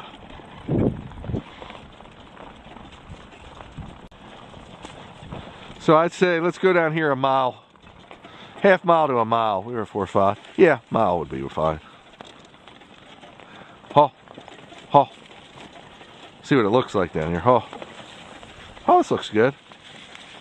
Oh, yeah.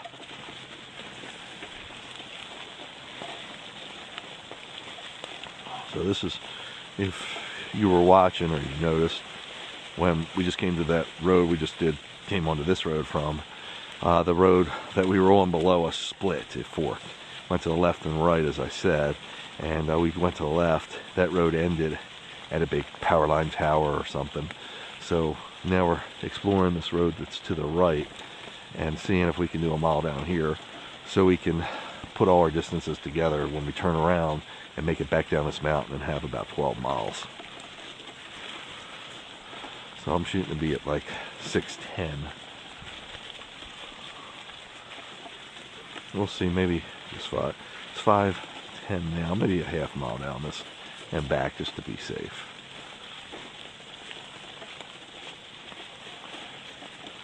We'll see.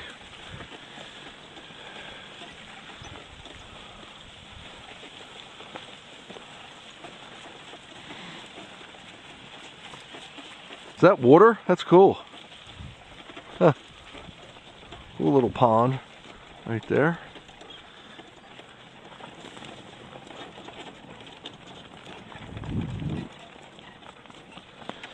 Hey, is my light on the side of my helmet still on? Yep. Cool.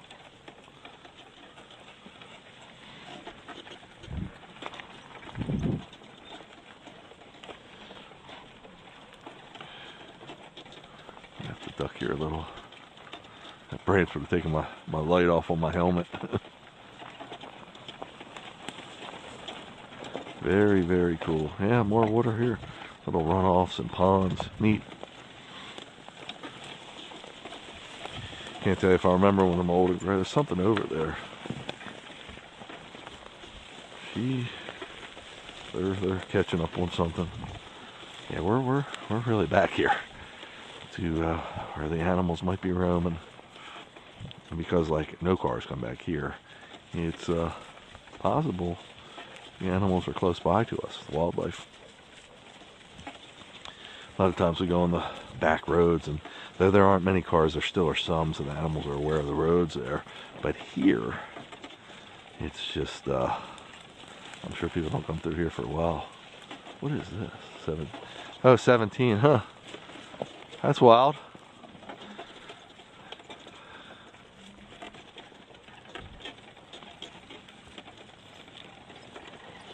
That's marked, so this must be one of their wildlife 1 management hour, areas. 40 minutes completed. You've covered 5.25 miles. Your current speed is 2.3 miles per hour.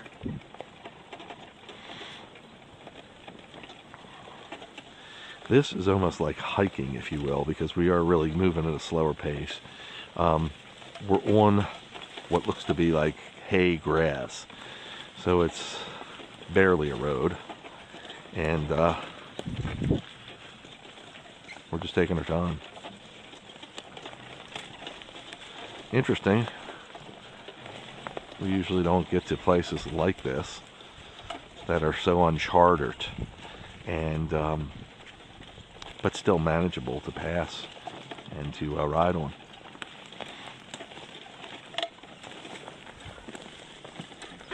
Jeez, we're seeing something there. It's coming towards a bike. I'm like, what's the matter with you, boy? Rolling Stone song. What's the matter with you, boy? They get crazy when they get around other animal scents and wildlife.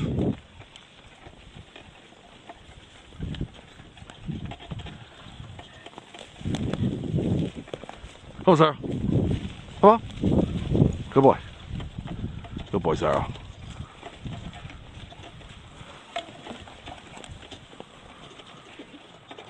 Very cool. Really uncharted. Glad I have my video cameras on, because who knows what we're going to find back here.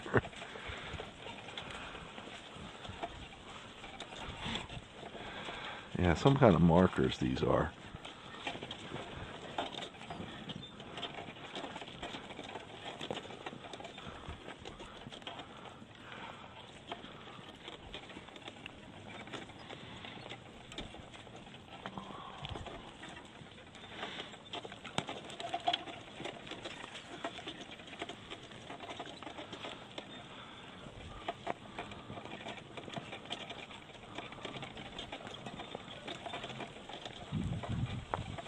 You liking it, Scott? Yeah. Pretty wild, huh? Definitely stopped looking like a road. Totally. Haul over. Haul over. Too much overgrowth in the center, and I couldn't ride over it, so some of this lower overgrowth or undergrowth, which will be under bigger trees or brush, is I can run over it. Come on, Zero. I call him Zero sometimes, just for fun. He is Zara, though.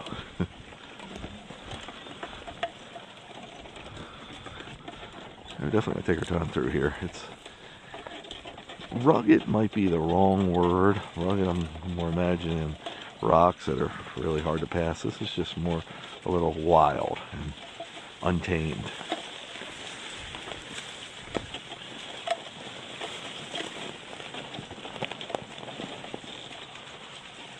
Haven't seen any eyes. Thought we might have heard some coyote, but I don't know. Approaching 5.5. I think we're still good to keep going. I kept saying that. I hope I'm home watching the video and we made it without having to walk 27 million miles down a mountainside. I'm figuring out how we're going to get the scooters because I don't want to run out of battery.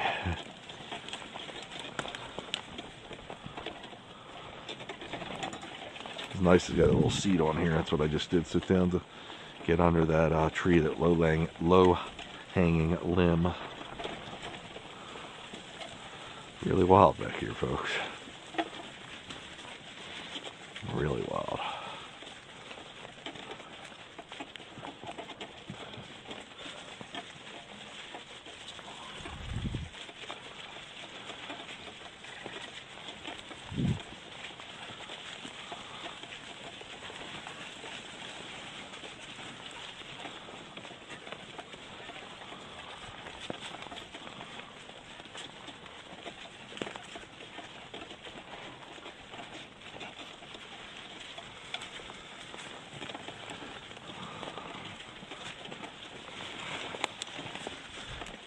I think we can turn around, dude.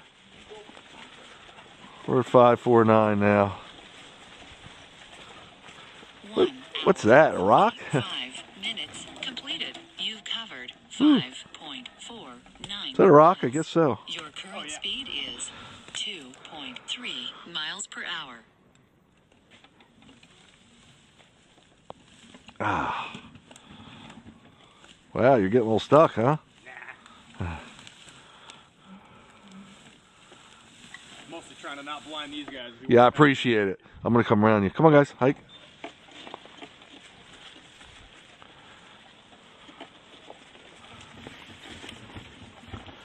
Okay. Where can I go? I'm going to go right here. G, G, G, G. Come on. G. Chase. Chase. G. G. Don't get me too far.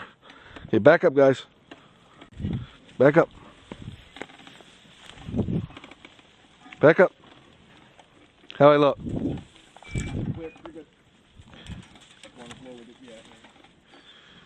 Okay. Forward. Boys. Nope. Chase. G. Good boy. Come on, Jag. G. Good boy. Good boy. G. G. Good boy. Back up. Come on, guys. Lola, no. Back up. Back up. Good girl. Good boys. Oh, forward. That was cool. Cool. Oh, let me, can you see if the red light on my camera's blinking? Can you let me know? The one on your head? Yes, sir. Yep. Cool. Cool, cool, cool. Awesome. Let's head on out. We're going to try to head back home. Okay, guys. Hike. Come on. Hike. So, What's our mileage right now? 5.5. We'll have like 11, I think. Yeah, that's what I was. Plus, I can follow them to the parking lot for extra mileage. Pretty good. We're safe, playing it safe. Yeah, exactly. Like you said, good night to get stuck, but Good spot. be a pain in the ass up here. But it is a cool area. If we had those battery packs, it'd be a no-brainer. Keep going. Oh yeah. I think this is a good spot. It's green. We're gonna have to get out here earlier in the daytime so people can see all the details. Yeah, it's true. Yeah, at night you can't tell a lot, even with all the lights. It's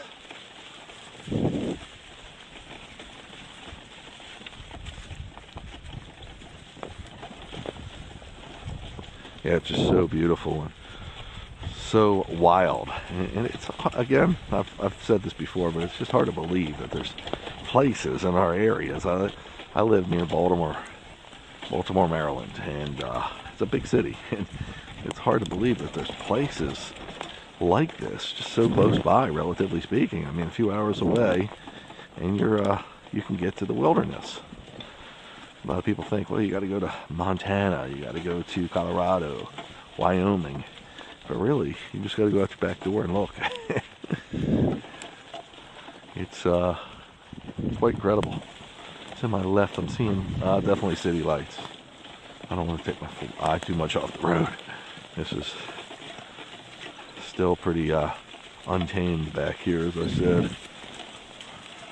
Good boy, Zorro. Now, when we get to where the road veed off to where we got on here, it'll be a lot more manageable. And it's not that it's not manageable here, it's just gotta pay close attention and really be in control. You can't take your mind off of here for 1 second.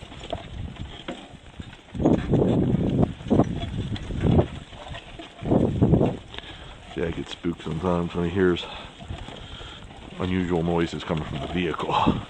So he's like, what was that, Dad? Apparently something tugged on the wheel or something. Come on, guys, haul over. Haul over. I want to get around this bigger tree. Good boys. G over. Good boys. 1 hour, 50 minutes completed. You covered 5.63 miles. Your current speed is 2.8 miles per hour.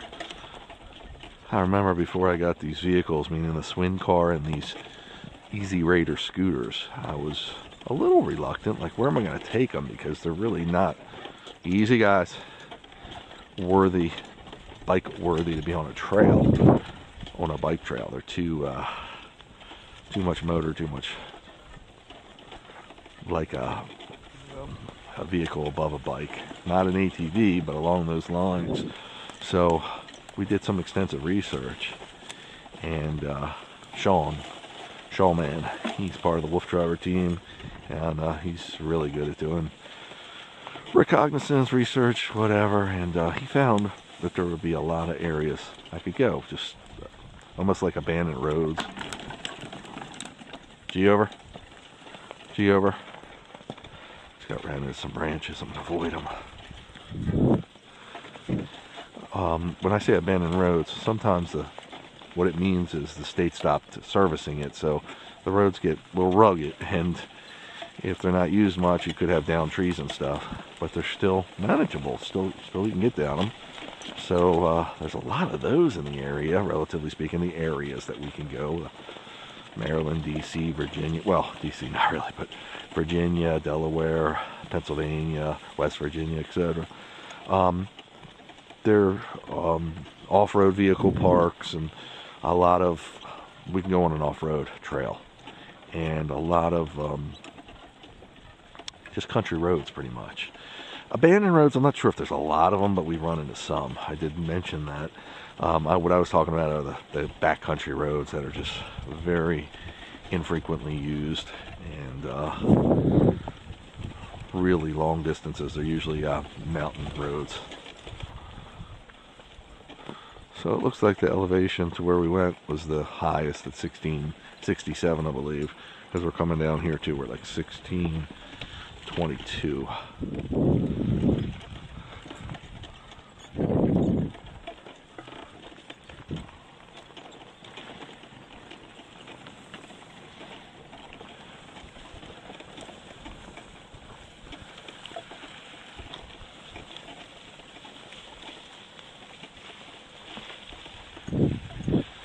See something there, but it looks like it's just a rock. Usually we look for eyes. Eyes are reflective for the most part, so if you have a critter or an animal, they'll reflect off of there. And they usually watch you, like deer in the headlights. Are just like, oh, what's that? 4 dogs and a dude riding a scooter. They usually do stand there. Like, had it happen many times. As you get close to them, they might slither off into the woods, a possum or a raccoon, whatever. Porcupines just take the time. They're like, you want to get near me, my quills are waiting. You can't really shoot them, but if you would run into them or dogs, you feel them. You get them. 5 minutes completed. You covered 5.91 miles. Your current speed is 3.3. Is this where we went? Yes. That was the other radio tower. Cool. Actually, we'll just keep going. We're on a good path.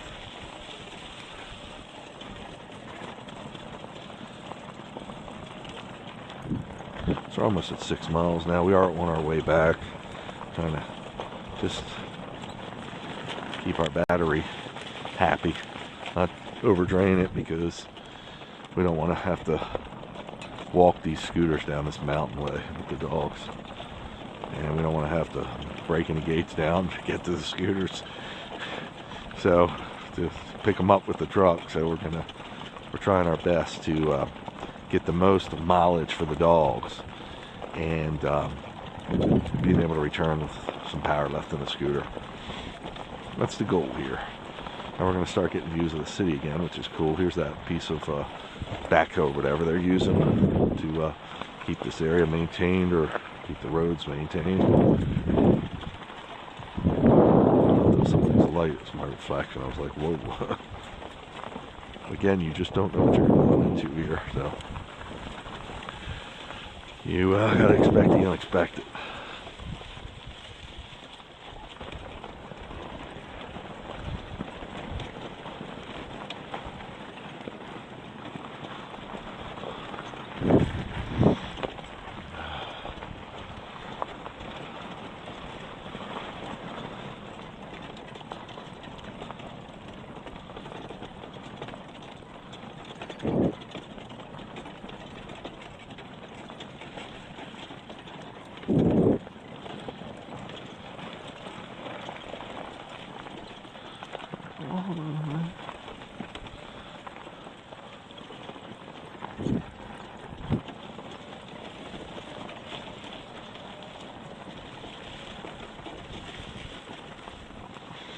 Now we usually rest the dogs 2 or 3 days in between these adventures, depending on weather and what they're up to, and sometimes I'll take them out free ranging in between, or we do something called Amazing Chase, which is like lure coursing. Look that up on the internet, very cool. And sometimes I just stay home and rest, hang outside in their outdoor dog beds or sleep inside and just have fun, do what they want to do.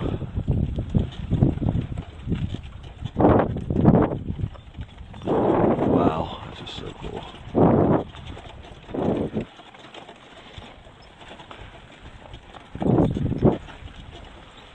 I'm interested to see how the footage, I'm wearing cameras on my hips. I'm interested to see how that comes out. And they are infrared cameras, so it should be cool. Should get some view of the dogs and some view of what we're running. It's the hardest thing at night to really make an interesting video because you can't really see any of the landscapes around you during the day. You can see all these landscapes and the changing topography and everything else. The texture of the road or the trail, flowers when they're in bloom, maybe catches of wildlife, whatever. But right now, you're only able to get just a few glimpses. Hopefully the lights from the city are showing up on one of these cameras, the overlook there. But trying to keep you entertained with my words of wisdom here. I enjoy talking about this and educating people. This is something new to most people. They've never seen anything like it. And you can do this with almost any dog, especially, again, the way I'm doing it on the side, because they're not pulling, so it doesn't have to be a breed that needs to pull. And it does, in fact, it doesn't have to be any breed in particular. I do this with my Chinese Crested. I've done it before. You can see that on the internet, on YouTube, Facebook, whatever, our website, because she's only 14 pounds. And we used to have a Chinese Crested another generation ago that was almost 7 pounds, and she's done it with me.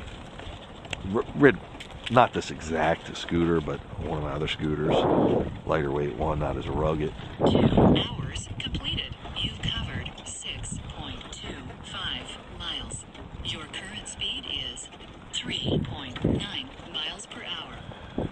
And a lot of people say, for you husky owners out there, that huskies, they don't do well tolerating small animals, but if you train them properly, and again, you exercise them properly, that helps take the edge off it too, you can keep them.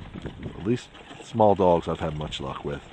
Cats are a lot harder, but there's plenty of huskies that live with cats. But huskies have been known to put a hurting on cats and chickens and other small animals. But luckily, with our Chinese Cresteds, we've taught our dogs, hey, this is part of the family, and they've actually enjoyed their company. So that's been great. Chinese Crested's a wonderful breed. If you've never seen one, look them up on the internet. They're come in a couple of variations. They're very hairless. That's what we have, where the only hair on them is like their head, a little bit on their tail, and a little bit on the bottoms of their paws. They almost look like horses, baby ponies. They're so cute.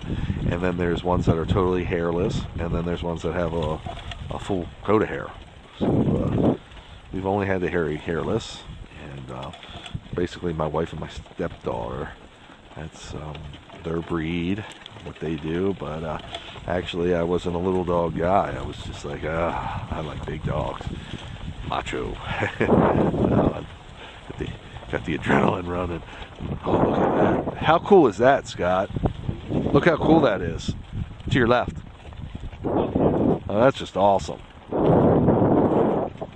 Just incredible. It's really neat up here. So like, yeah, little dog, what's that?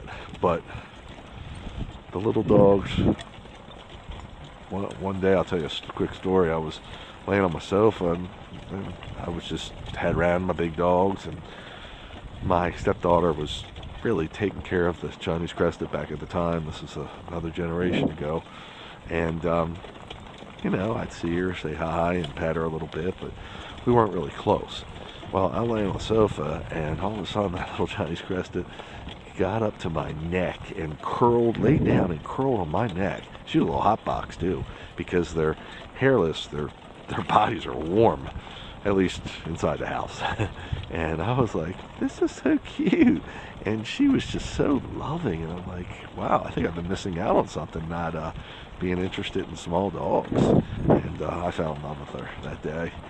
So she spent many years with us, and gosh, she became my girl.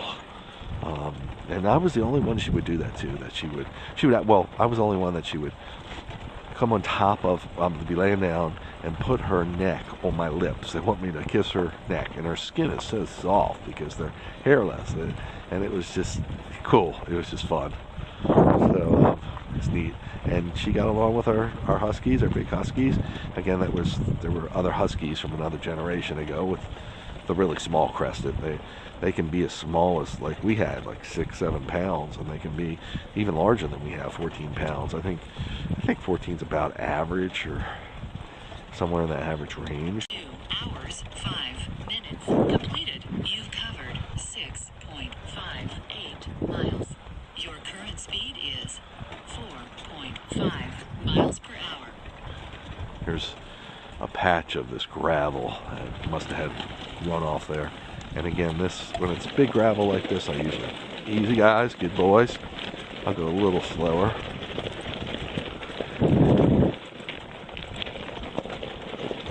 Just to make sure they have their footing right for their paws. Good boys, good girl. So that's my little dog story. Now we have another crested who is, like I said, 14 pounds, and she's similar to the other one. Come on, Chase.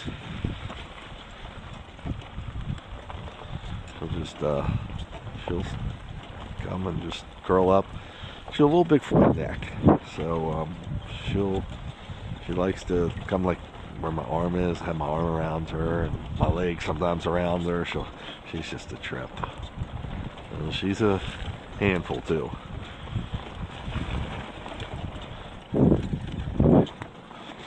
I'm taking her out even free ranging with the dogs. Now I could teach her, but my wife doesn't want me to off leash, so I keep her leashed and I'll take her free ranging with me, and she'll ride with me in the ATV while the dogs are running off leash on the farms we go, and she's watching them, and she's just as happy as a lark. She's really cute. Gigi's her name, and our other crested was a Lulu.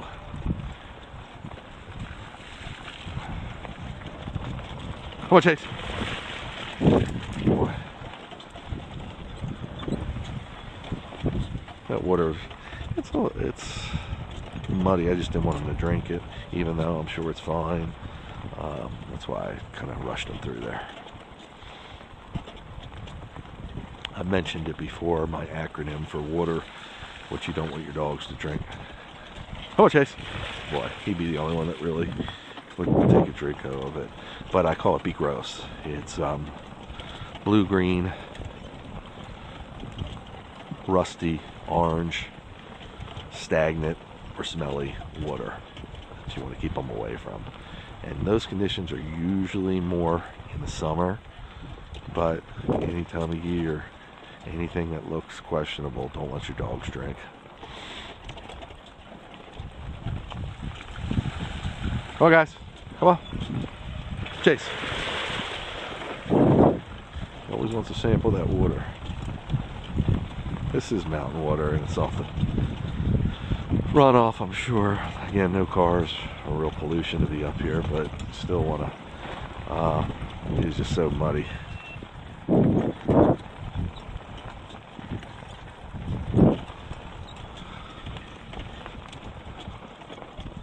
It's not like my camera.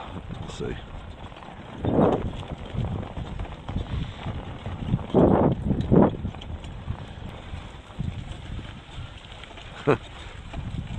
Scott puts his life on the line to make sure he's filming me well. I told him, don't go too crazy, buddy. I like him too much, but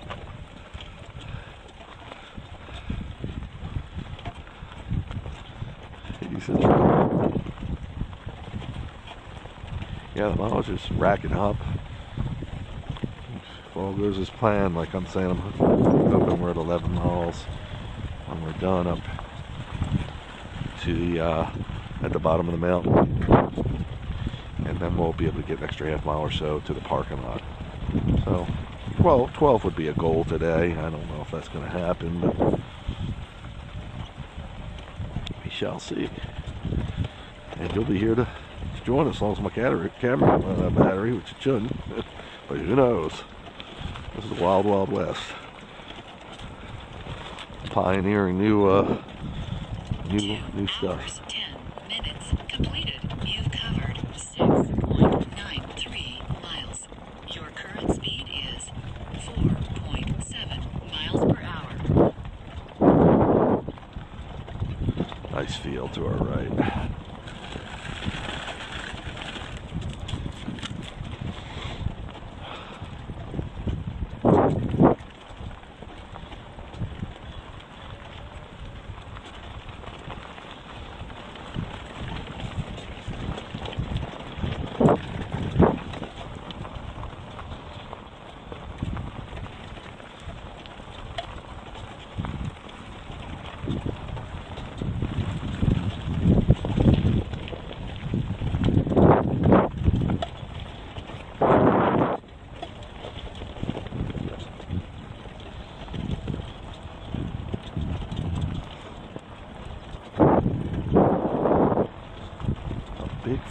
there from what I can see.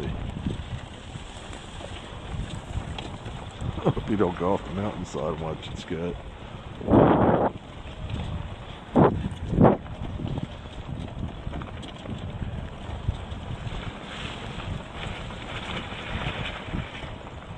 little bit of ice.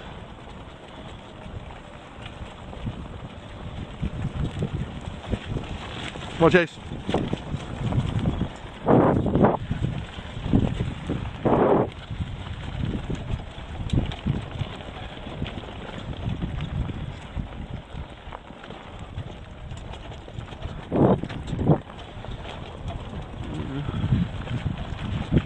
So awesome. I mean, just being on the top of the mountain with the city lights. Come on, Chasey.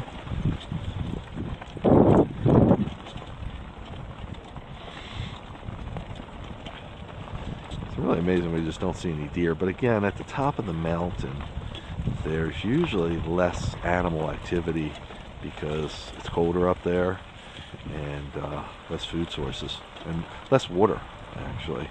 The water warms down. That's my understanding.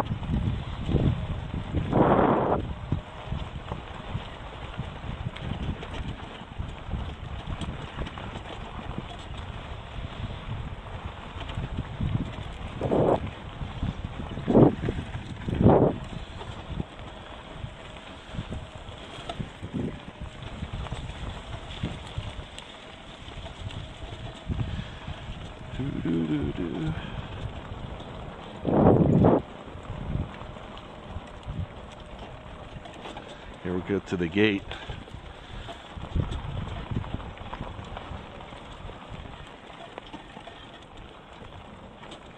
Watch the gate. You see it? Okay. Making sure you saw it, dude. Watch me. Oh, yeah, I got it. Haul over. Haul.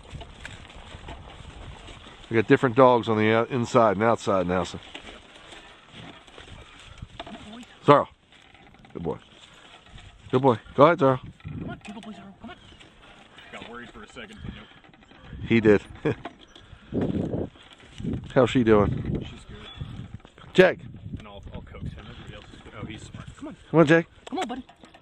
He's probably afraid of the wheel. Yep. I can take him off.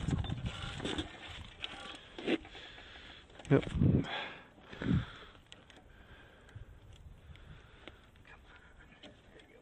That's why I got a co-pilot. Okay, guys. Zara was questionable, wasn't he? He's like, do I go or don't I go? He was worried about his paw, but it wasn't. No, yeah. No, he's good. He wouldn't hurt it from this. Let's water him, dude. Cool. Setting the card there, give the dog some water. And we're heading down the mountain now. Now officially we are. So it's 7.2 miles. I can't remember how many miles it was up the mountain. I say 2.5 to 3, so I might be a little under mileage. I was trying to beat 11.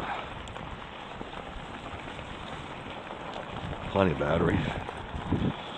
We even, the other day we went 18 miles. Now, the dogs, they have what they call stopper pads. The back pad is the stopper pad on the dog where they can actually apply the brakes for themselves. But they're not going to be doing that here, but you want to try to, gotta be careful running them down hills too.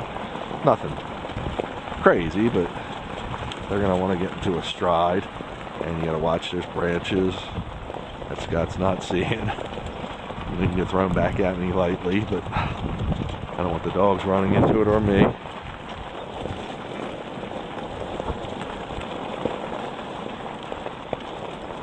So we're going to ride it gingerly. We're going to let the dogs air it out. 25 minutes completed. You've covered 7.3 miles. Your current speed is 5.0 miles per hour. I do remember coming down the mountain as far as we made it when I was telling you the bike, the old bike, the dog power go-kart bikes couldn't make it fully up the mountain. Coming back down, we burned the brakes up. We don't have to worry about that on this because we have regenerator braking, which is actually slowing me up. It's recharging the batteries, but it's slowing me up. So I barely need any brakes.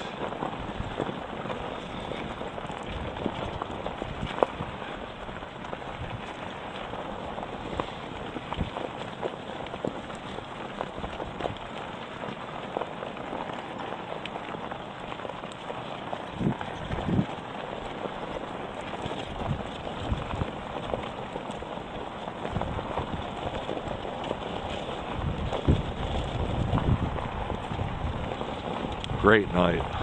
Great run.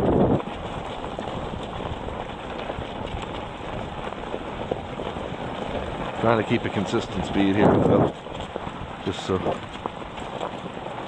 they can go as fast as they want without affecting how I'm steering, so it doesn't pull them. That's why they're on big springs, so if a direction changes some, it'll actually absorb it, the spring.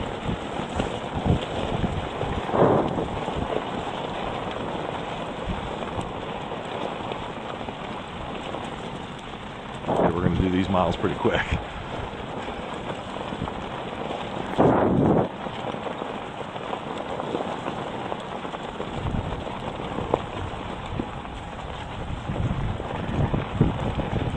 Yeah, I charged the battery up already.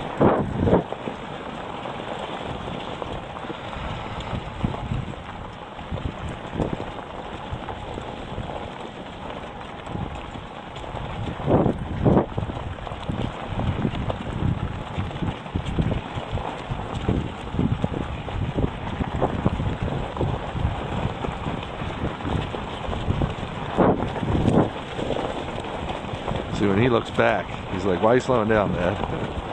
Well, I'm trying to keep all speed balanced between all dogs.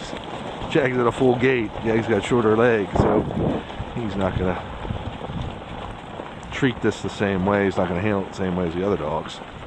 Lola's short leg too, but Jag is even shorter leg.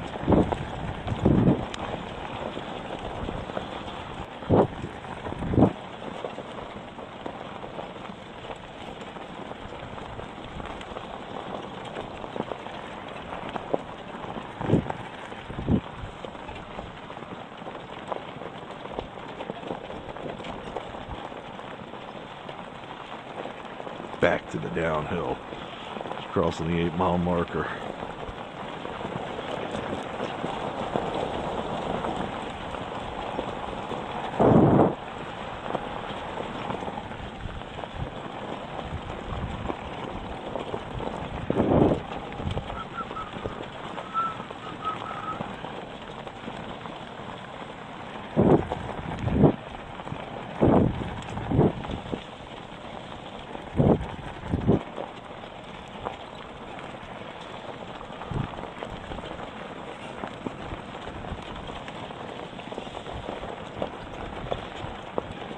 So we had the mountain all to ourselves, at least this part of the mountain. Haven't run into one person, not even one other animal, not a critter. Thought we heard coyotes in the distance. Don't know if that wasn't verified.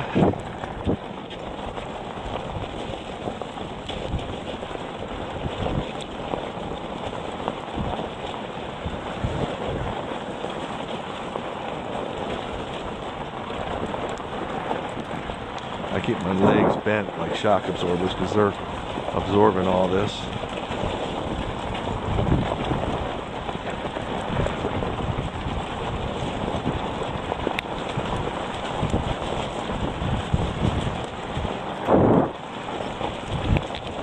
Pretty good pitch we're coming at, pretty good grade we're going downhill at, so hands are firmly on the steering wheel, and just using my vision to check my dogs besides keeping it on the road. Everybody's looking great.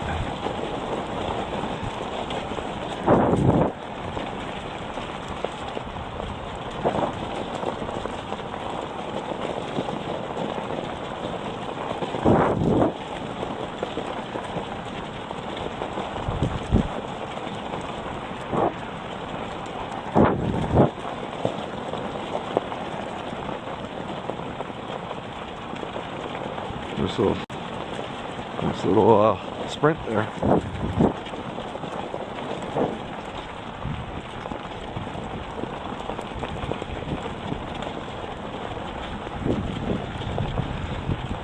Close to 8.25 miles right now.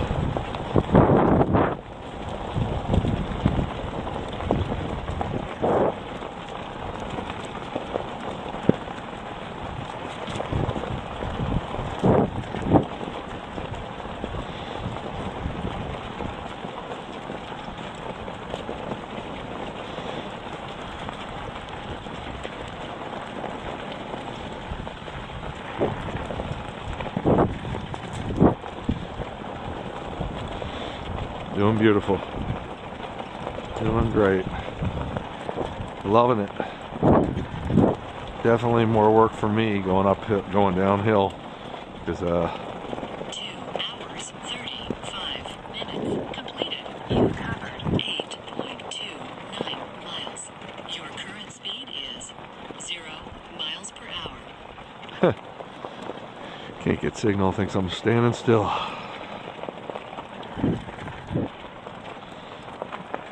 Yeah, coming downhill is definitely hardest for me because with those steep hills, I'm managing all the dogs and we're on loose gravel, so just making sure everybody's got their footing. And if anyone loses their footing, I need to be able to take control of the vehicle and bring it to a stop carefully.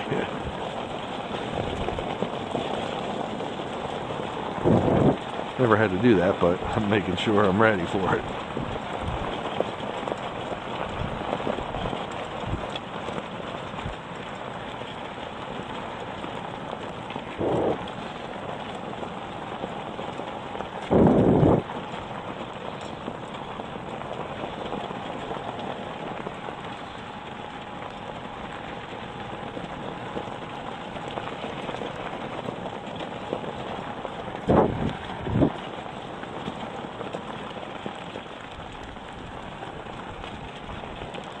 Approaching 8.5 now.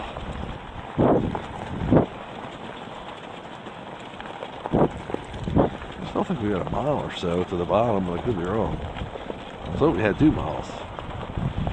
But I see a light out there, but that could be way in the distance.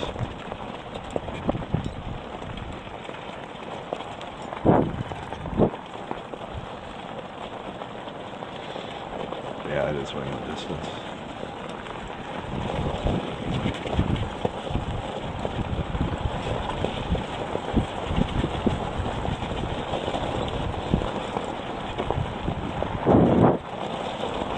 Also, I neglected to mention the cliffs to my left. They're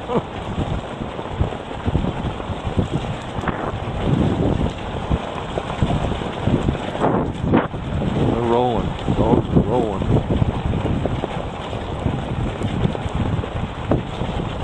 Better than 11% grade right now coming down.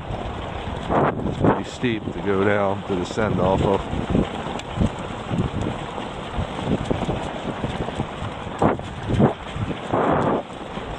Dogs look great, absolutely great.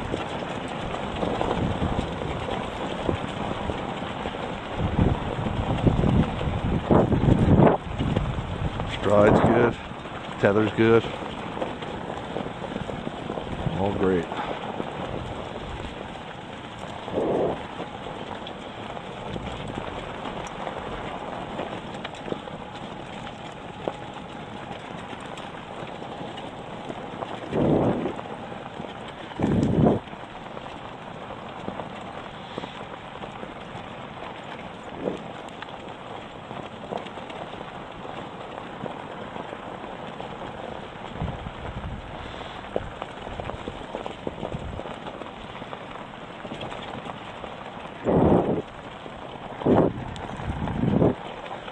You can feel the temperature is warming up because we came off the top of the mountain. We're still at 992 feet, so we've got another 300 feet to descend or so. I guess that's reasonable. Could be another mile or so. We're at 8.7 now.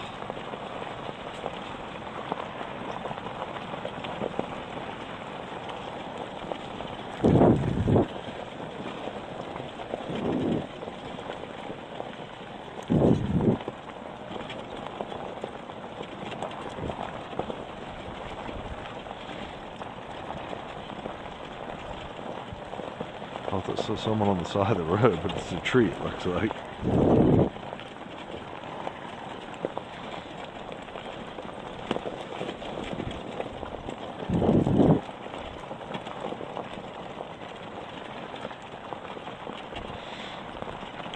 It's nice because you go down a steep descent, and then it levels off some, gives the dogs time to recover, and me. Now we can descend some more. Actually, a nice mountain for running the dogs.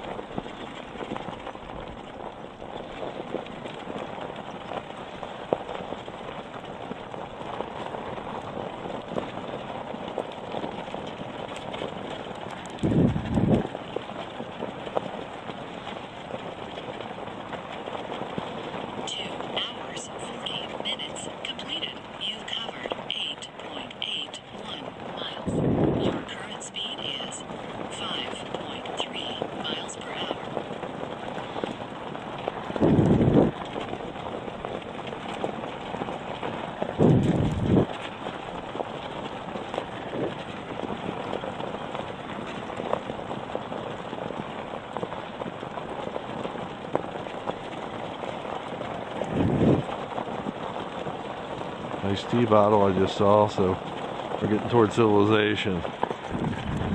Somebody littered, hate that.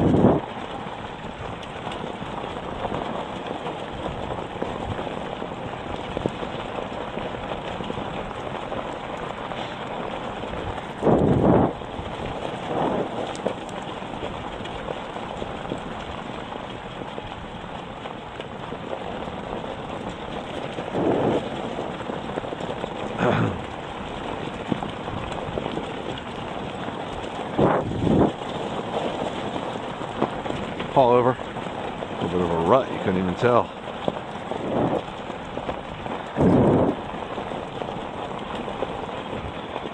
Just crossing the 9-mile marker now, folks.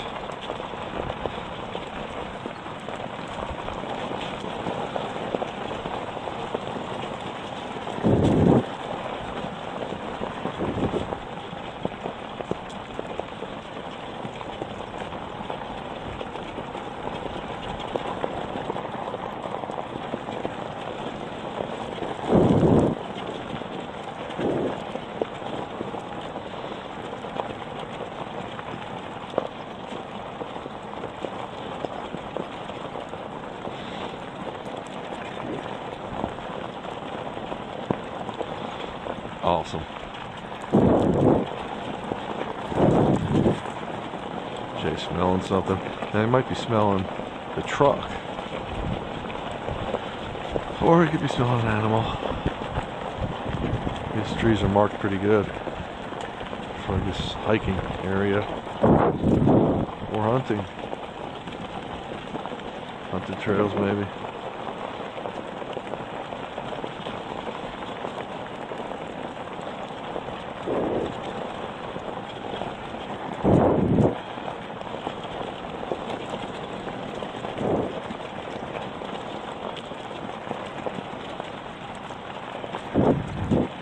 Folks are looking great.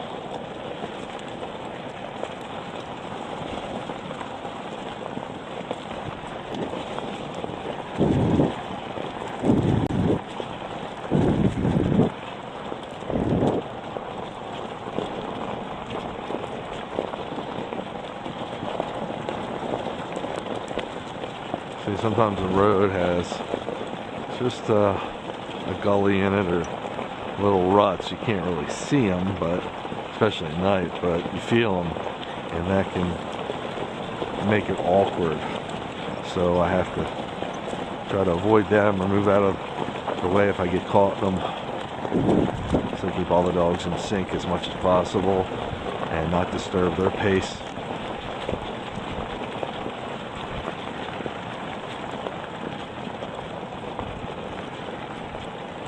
Bikes are running great too. I knew we would. The charge is maintained now because of the regenerative braking. 2 hours, 45 minutes completed. You've covered 9.33 miles. Your current speed is 0.2 miles per hour. Oh, it is snowing, dude. We always run into something, don't we? Little snow squall coming through, it looked like. Or a couple flurries. No, snow. I'm still seeing it. Very cool. Very cool. Just makes it more of the sled dog feel.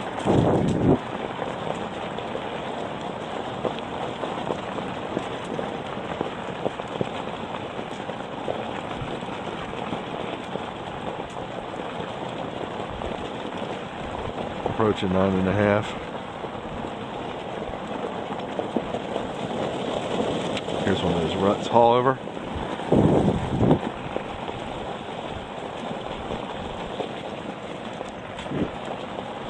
My eyes have become like the dogs. I see something moving. I think it's something alive. It was just a leaf that blew in. Dogs' eyes are trained to see motion. Any little bit of motion. The wind blows a blade of grass. They're like, what could that be? Is it the wind? Or is it a small critter? That's when they put their nose to it and investigate. My nose ain't gonna tell me much though. I like a dog's.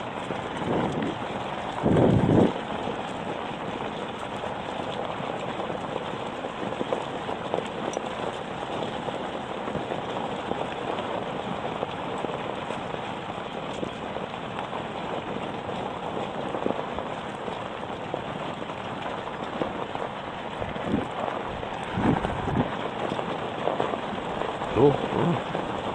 Keeping a nice pace.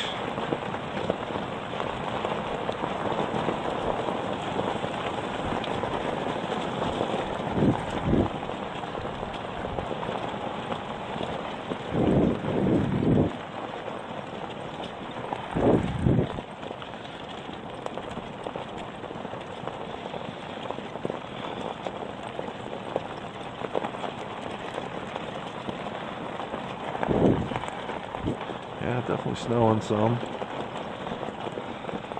They're having, I think, a big snowstorm up in New York and New England.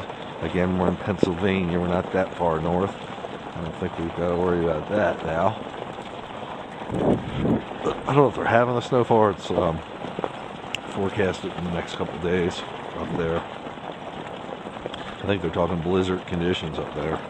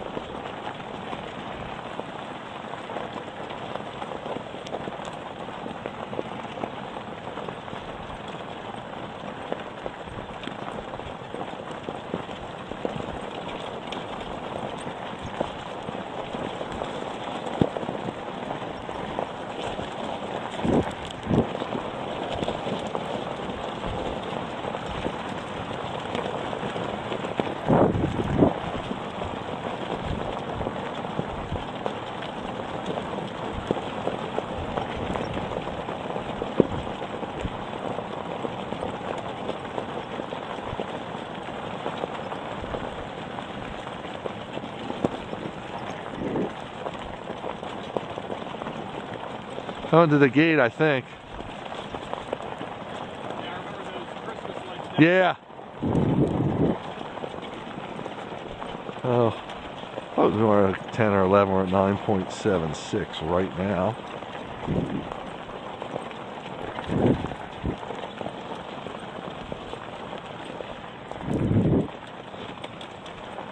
Oh, we're not quite at the gate.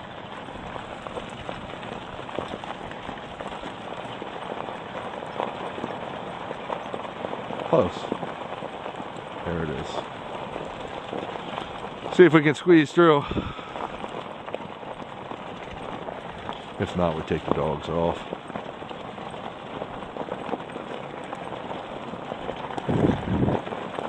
Easy guys, easy guys, easy guys. Ho, ho, ho.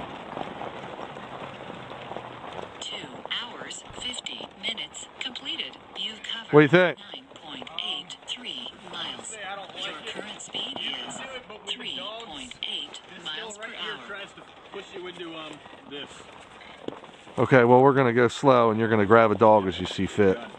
Yeah, actually, See it now. who you want to take? You want to take Chase? Don't get him close to Jag. Yeah, I'm gonna go through this way and I'll come back on if things go smooth. Hey, Chase. Yeah, I'm gonna go this way. Go, boy. Oh, Zara. Come on. You're smart, you know, but yeah. Zara. Zara. Zara, no. Come on, Zara. Come on. Come on. Come on. Boy, come on.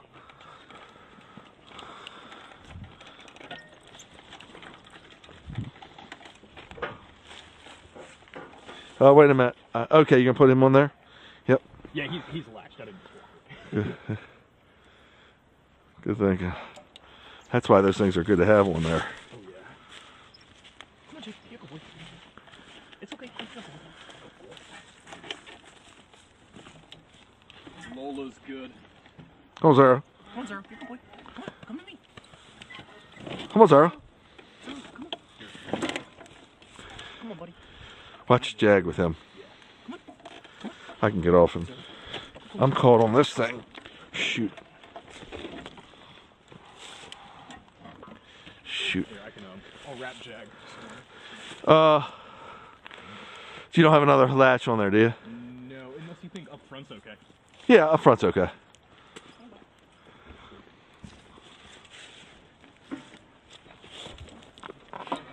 I got it.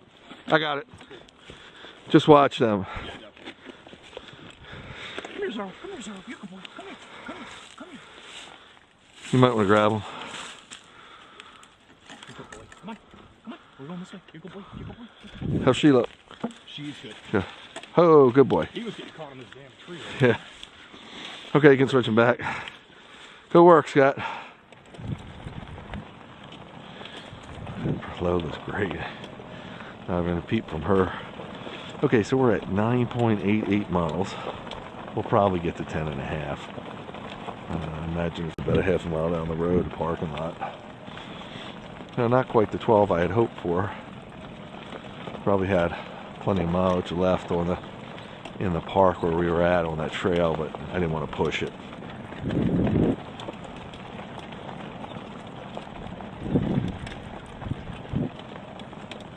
So awesome. Feels good though. We got a nice run for him in. See, sometimes these roads have these big just potholes, and if the bike hits it, it just bounces, but it upsets your whole ride. So you gotta really work on it to balance it. You don't want to send the dogs into them, though they're forgiven too if they do.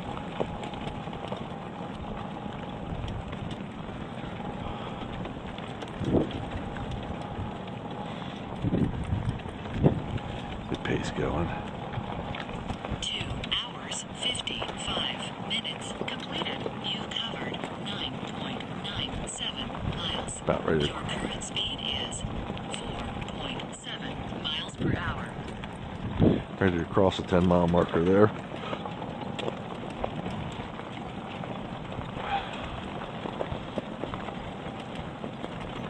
It's weird that Chris didn't come in on the walkie-talkie, unless it's a little further away than I think. Over 10 miles right now, which is good. In search of 12, There's not going to be many places we can get it unless we just come back on this road, which won't make sense because you're getting in residential and we don't want to load up at people's houses. So, the Stony Valley rail grade that I was telling you about, the trail, is where the parking lot is. So, I mean, we could go down a mile and come back, but that's probably a tight gate too. And you saw what we had to do to get through this one, so hopefully I know if it's worth it, but we'll evaluate the situation when we get there. If we take these long trips, I want to make sure the dogs get all their mileage in. I want to fill their hearts content. To fill their hearts till they're fully content. Nice pace though.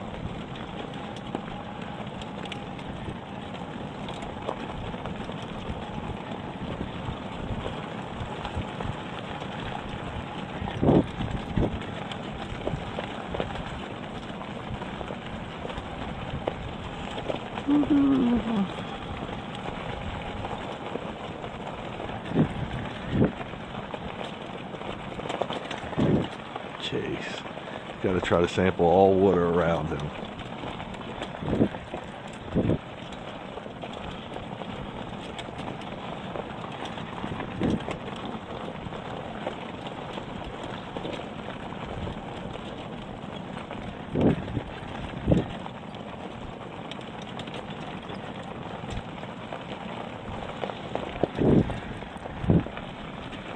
Oh, we are clocking some miles. 10.25 now.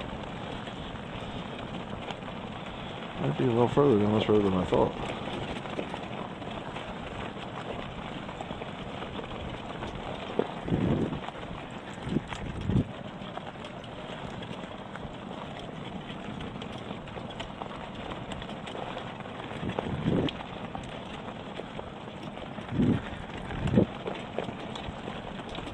Ah, I see lights from the truck. I see the truck.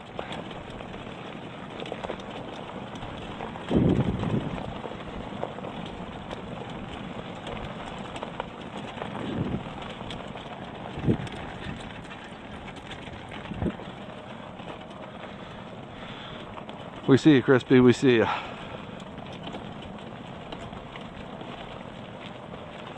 Why is he coming towards us? Huh. I guess he wants to load up that way.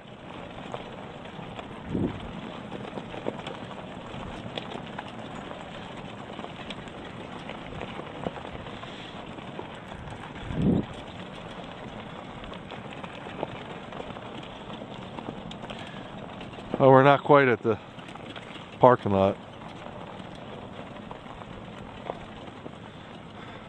Hey, you didn't hear me on the walkie, did you?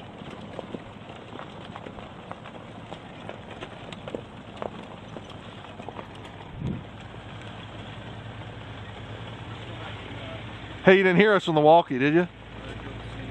What's that? I heard you on the TV. Oh. Well, that's why I headed this way. Oh, I want to get the mileage. How far is it down there? Probably like a half mile or so. Should I turn around and come back to you here? Do you want to load up here or you want to load up back there? Either way, man, I'll wait here, and then if you want to go further. We'll go back there. Yeah. Okay, that's cool. It was cool up there. If I'd known I would have had this much, I would have gone further up there. I went further than we went with Jim. Go on the trail now. Yeah, I know, but that gate, I bent the springer a little. That gate was a little tight getting through that one. The one up, there's one up at the top, which was a piece of cake. All right, I'm gonna go up there and turn around. You make it down there, and if you make it, tell me, and I'll come back. Okay. I don't think, I mean, I'm 59.9. I'm pretty good on voltage, but okay. Thanks, bud. Come on, guys. Hike.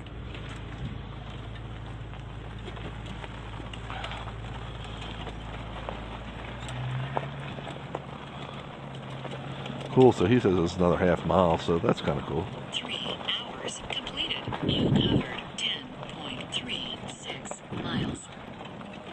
Cool, cool. That means my camera's still rolling. That's why I keep asking them that, because that's hooked to the same power source, and if they have juice, they should be running still. So one has juice, the other one's running. I've got 2 lights on my helmet. I got a side light, which when I'm servicing the dogs, doing something for them, I'll turn the big light off, because the big light's just way too powerful to put in our face.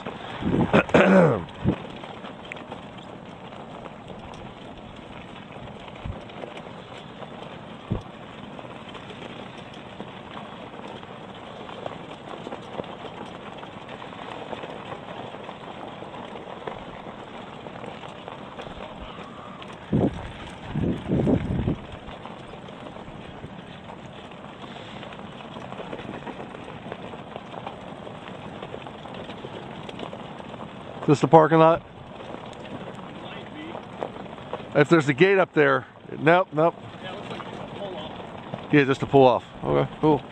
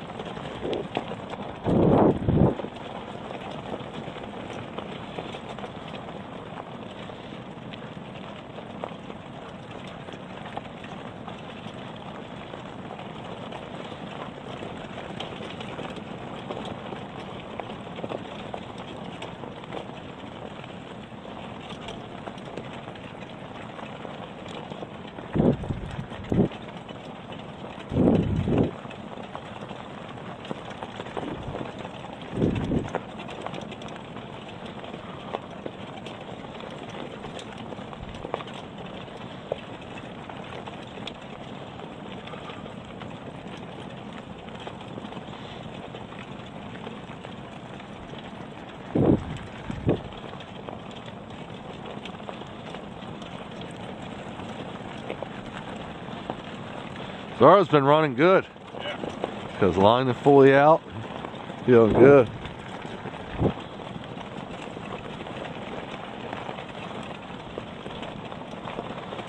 So we're approaching 11 miles right now. Looks like we'll get the mileage in I'd hoped for.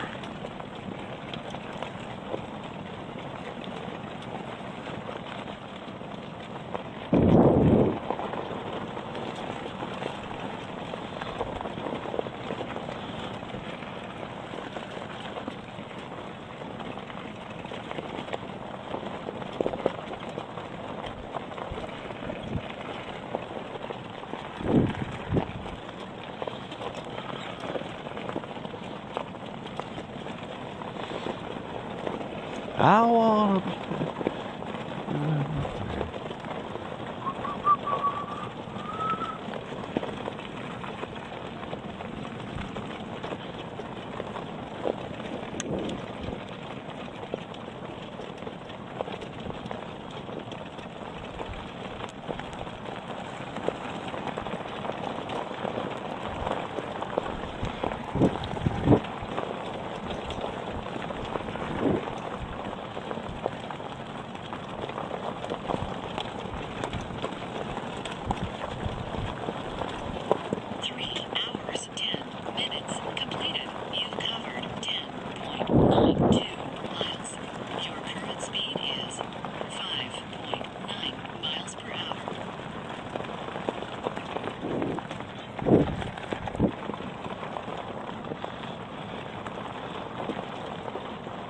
Oh, this one. That must have been the parking lot. I want you to read this trail sign.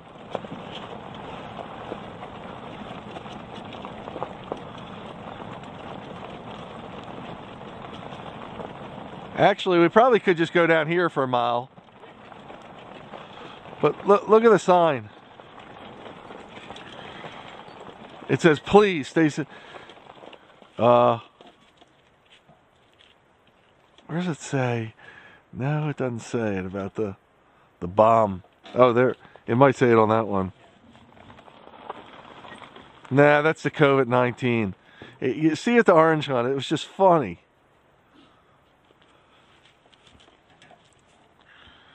No, it's regulations. Doesn't mention Maybe they feel it's gone. I took a picture of it. I'm glad I got it. Yeah. Zara, stop. Hey, Chris, we're going to go on the rail trail for about a mile and then come back. Come on, guys. Hike. Zara. No. Zara. Come on. Zara. Come on. Let's go. Good boy. Don't want him to get a little... Come on, Zara. His nose is working real good tonight. You're not kidding. Come on, bud. Come on, Jake.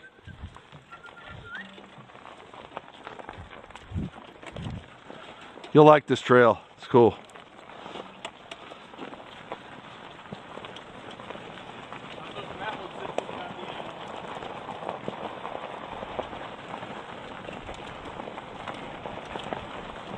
It's 17 miles long, so. That's what I Yeah, we've done it a few times.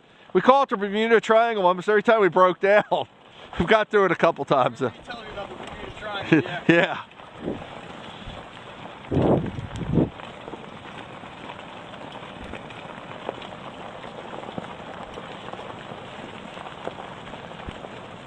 So we are back here on the trail.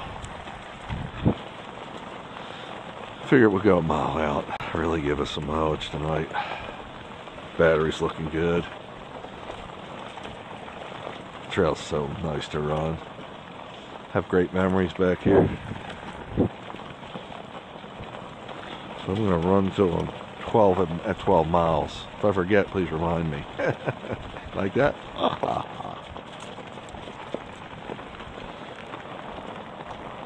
I don't like looking at a tree that's leaning towards us.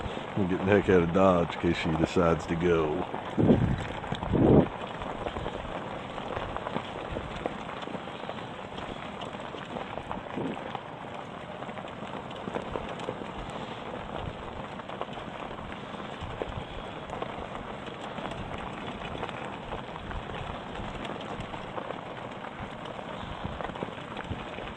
So this will be a bigger mileage even than I even anticipated. It's feeling good, and I mean, just they're showing me they want to go by their energy level. Zara pulling pretty hard at his tether and so engaged on scents, smells out there. Jag's been actually popping up pretty good. Lola's always engaged and so's Chase, so they're normal.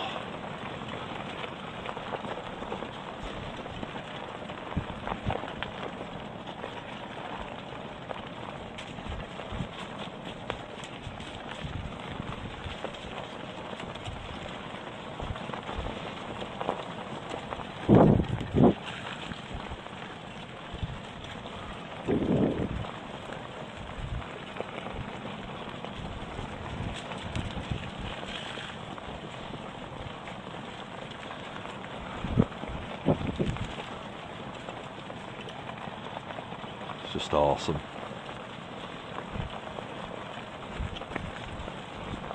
Now, back in the day, years ago, we went to one of these fire roads and we walked up it. This is the trail, but there's fire roads all off of it. And walked up it and did some ghost hunting after we ran the dogs on the trail or in the area. Yeah, I think on the trail.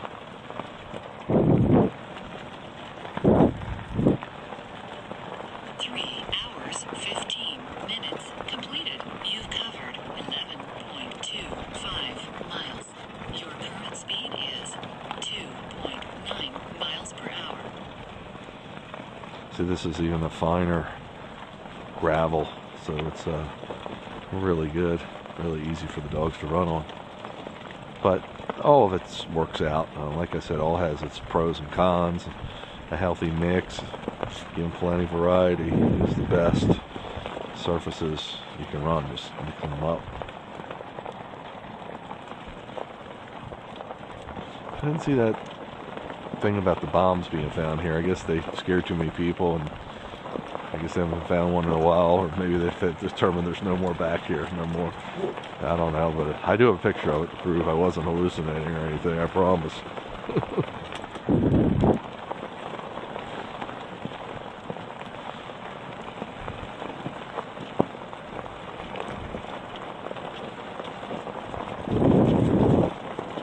How cool is this? Now you see those little marks on the trees, the reflectors? They're for people to find their way, for I believe when they park rangers, whatever. It's always been, maybe it's rescuers. I know the story on it and I forgot. But we've always noticed them. They're kind of like little pinpricks. We thought they were people marking their drug stash back here or something. And they're real small, maybe usually less than an inch in diameter. And I think sometimes they'll have wands, and there's more than one. Like Morse code or something.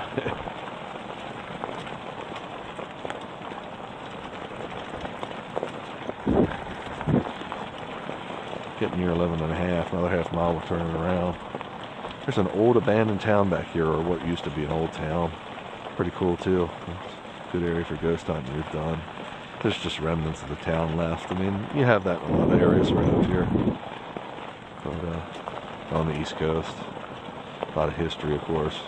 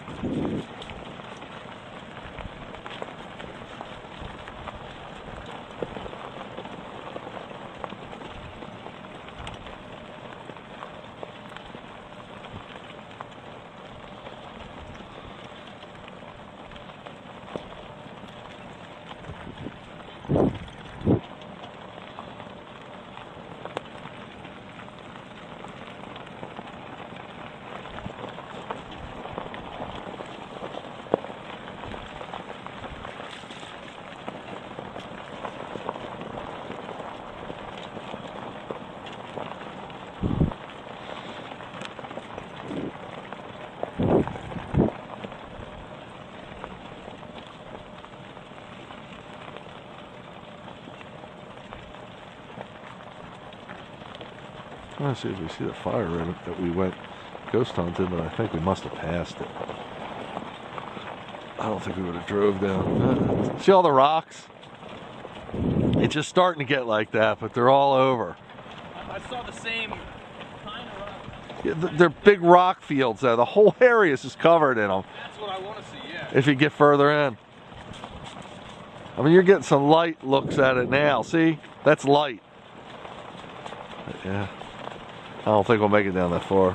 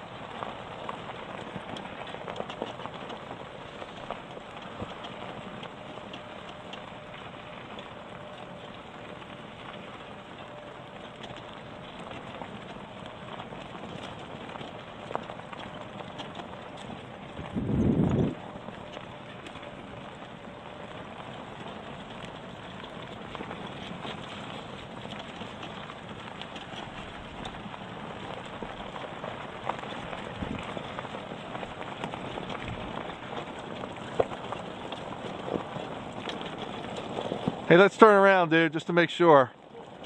We got 3/4 of a mile. Back up. Goes our.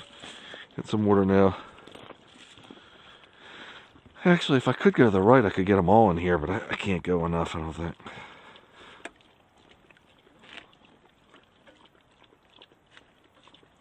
I knew they'd like this water. I've had them drink. I might be able to. Come on, guys. That snow melt, yeah. Yeah, exactly. Come on. Oh. How they look? It's good so far. I'm worried about chasing them. Yeah, yeah, he's used to being tight. Cool boy, though. Yeah, cool boy. Come on, Chase. You want to pull him off? You think? Chase, yeah, definitely. Too tight. Good boy. Sorry, boy. Okay. Come on, guys. Haul, come around. Haul.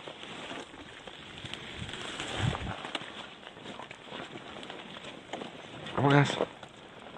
Boys. Good boy, Chase. Cool. I'll let you get in front of me. Good job, buddy. Thank you.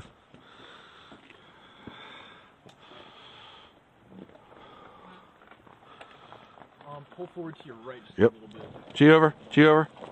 G over. Take your time. G over. Sorrow's sniffing, so. Yeah, exactly. G over. I wasn't even going to try and move. He wouldn't listen. Focus. Here we go. Boys.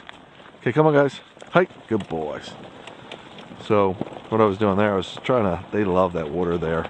I've had them in it before. We've been here before. It's the runoff from the snow, the mountain water, and you can see it's crystal clear. So, once I saw Chase was really enjoying it, I wanted to get the other dogs, and it was a tight turn instead of backing out, because I do a reverse, as you probably saw me do earlier in here. But I figured let's come all the way around. And you notice how you just can move an inch at a time. You crawl just to make sure all the dogs are safe and make sure I've get the proper footing. But even then, I saw Chase was getting crammed. He would have been fine, but Scott's there. Might as well have him just unhook him and get him out of the way. Yeah, that's why I got a co-pilot. So battery looks good. I was just concerned. So I figured, you know what? Instead of pushing it, I would not be happy if it took me an extra hour and a half to get this bike off the trail. So that's why I said, before I possibly lose battery, let me get off the trail, and then once we get to the road again, we can let the battery run out if we have to. Alright, so we came in to the trail 3/4 of a mile, so we got 3/4 of the way out, so that'll give us 12.5. And at that point, we'll see where Chris is. We can just keep riding and meet him and get an easily 13. 3 hours, 25 minutes completed. You covered 11.86 miles. Your current speed is 2.6 miles per hour.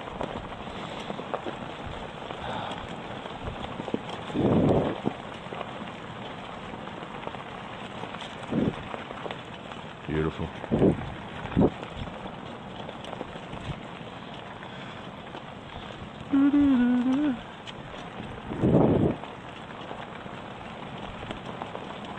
See all the rocks like that?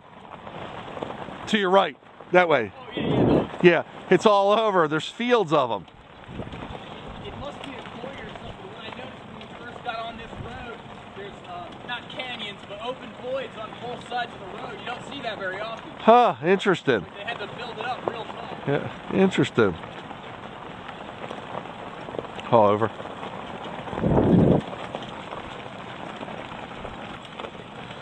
So we just officially crossed 12 miles. That was my goal for tonight. And all this mileage, other mileage is beautiful. Again, the dogs have got pep in their step, like I said, and they want more, so that's why we're doing it. We even though it was a lot of hill climbing in the beginning, it's still been a somewhat level trip, so they've got plenty of they haven't exerted too much energy. I'm trying to get them to, but it's hard. They could climb that hill. They're just in good shape. I mean, that's part of it too. I've got them well conditioned.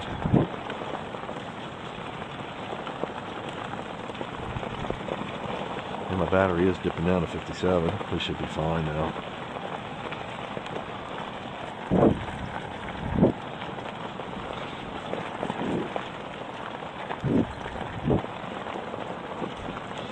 Batteries are not an exact science in the sense that you don't get a real accurate measurement. They're getting better and better, but you know, it'll show me how many volts, and then all of a sudden it'll drop off and turn off, and that's the end. I mean, you usually can get an idea how it works, but it depends on how much work you put it through. It gives you false reading sometimes.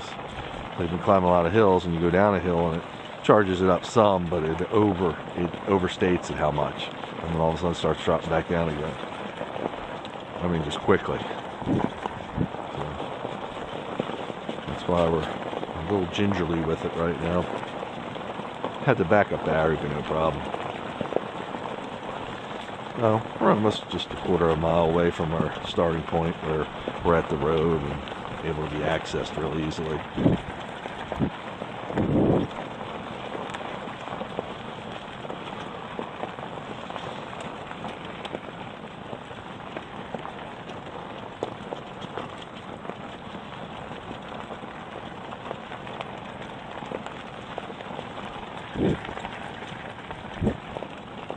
feel the temperature drop some, even down here at the bottom of the mountain, you know, getting deeper into the night. So the cold is setting in. Probably mid-30s now. I mean, it's not Arctic temperatures. We've ridden in that. We don't get them that many in this area of the country, but we do get them occasionally.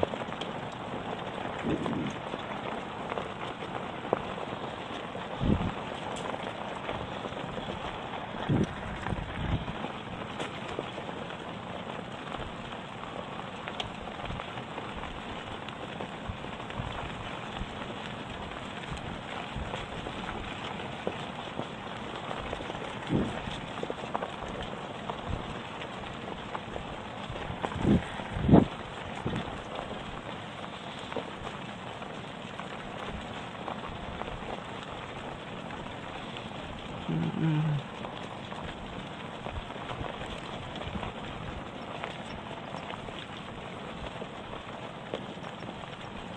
3 hours, 30 minutes completed. You've covered 12.33 miles.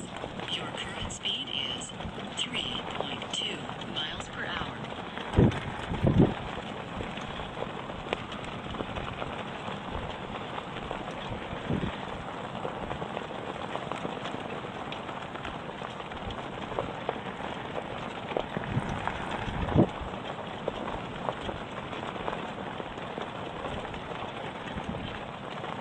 Just beautiful. Great day. We had some running around to do. I needed to take care of some stuff, so that's why we were out here late tonight. Not that we've gone that far from home, which is nice because we'll still, you know, we'll have a long drive home. But this wasn't our first choice of place to come, but we can always find somewhere. That's the cool thing about what I do. We can always find somewhere to run the dogs because this vehicle is so versatile and they're so versatile. So a minute or two, the entrance will come up to where we got on, and we'll continue on that road once we get through the gate and catch up with Crispy and map her up. But right now it's like 12.5 miles.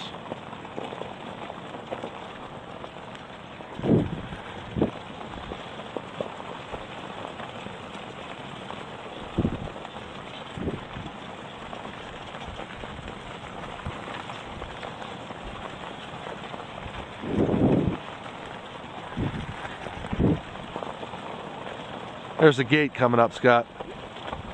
Ooh.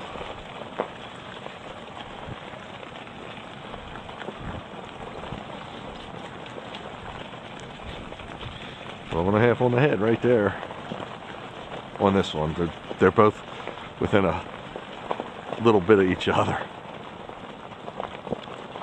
So we're gonna do this carefully as usual. Come on, guys.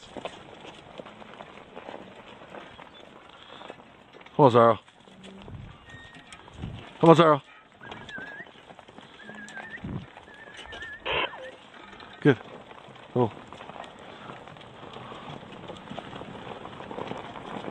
Okay, Crispy, we're headed to you. We're on the road now. Just got off the trail again. Beautiful.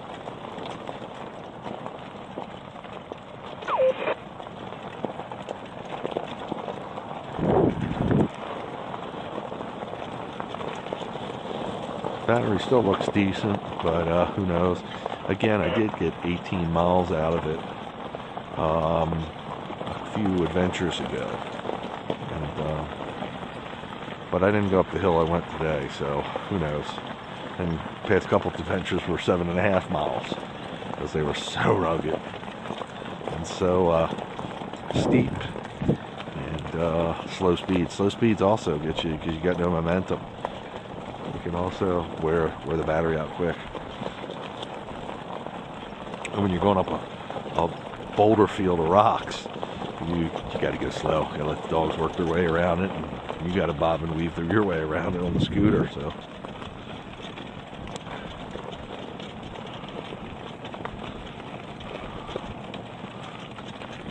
Coming into the 13-mile range for 12.64 now. Actually should hit 13 miles. Battery should hold out.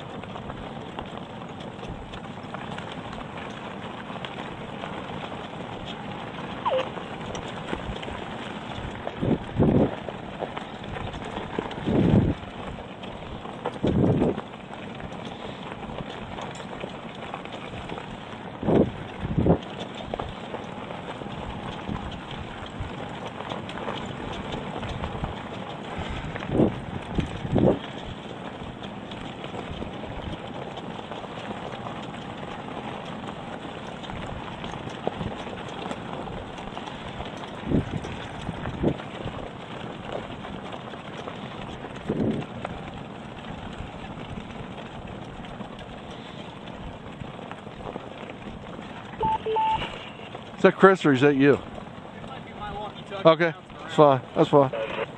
That was him.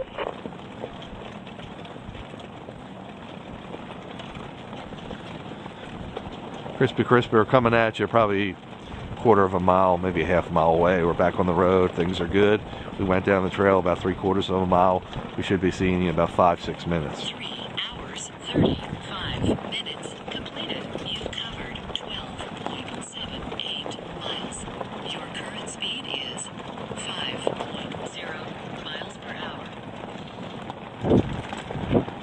Still rolling nicely.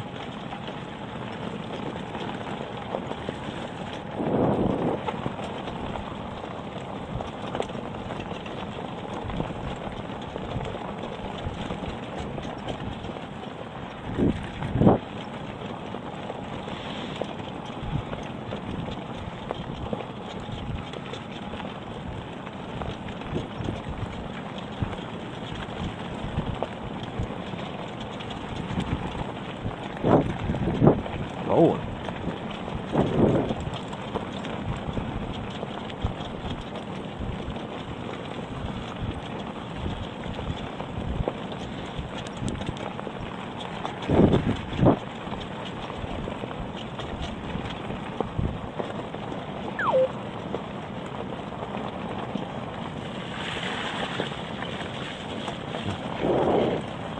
Look at him go, dude.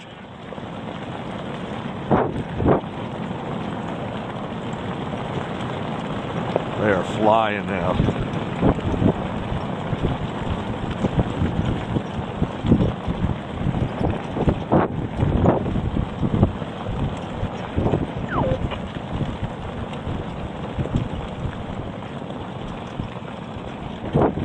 Sprinting pretty good there, folks. Sprinting over 13 miles right now. That took us over 13 miles. Phew, they're going to be nice and ready for the truck. Little burst came out of nowhere. I know. He might smell the truck ahead. There he is. Oh, what a great day. Great way to end it, too. I took our top speed up to almost 11 miles per hour today. 10.8 we hit there.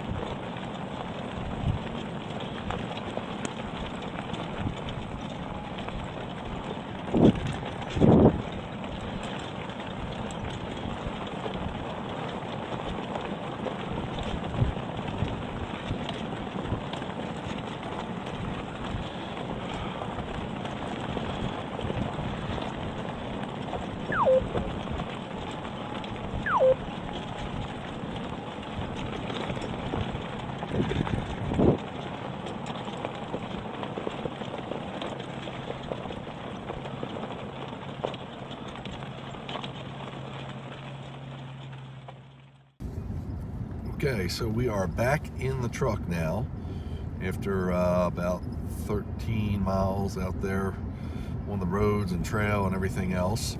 We're headed out. We're gonna try to stop, grab a bite to eat before we make our final descent home. Dogs are in the truck, everybody's here, and we're all good. We had a great day. Awesome. So we're just pulling out of the, what's this diner? Front Street Diner. Front Street Diner in Harrisburg, on the outskirts of Harrisburg. Pretty good dinner for finding somewhere to eat at 10 o'clock at night on a Sunday night. So during the COVID time, so that's impressive. Chris pulled that one off. Probably got a hour and a half, 2 hour ride home, and that means that I'll probably be taking a nap. So here we go. Okay, so we're on our final descent right now, as the airplane captain would say. Good day. It's let me see. Here's the official timekeeper. Whoops. Yep, trying to show it, but my phone doesn't want to cooperate. Yeah, let's try it this way. 12:19 now. January 18th, 2021. So kind of an early day for us. Usually we're plus more hours, but we actually were somewhat close to home. We just had to do some running around, and Everything went well. Again, we did 13 miles, about 3.5 hours, and that was a great trip. We were in Harrisburg, near Harrisburg, Pennsylvania, a place called Stony Valley. So until our next run, next adventure, Wolf Driver signing out.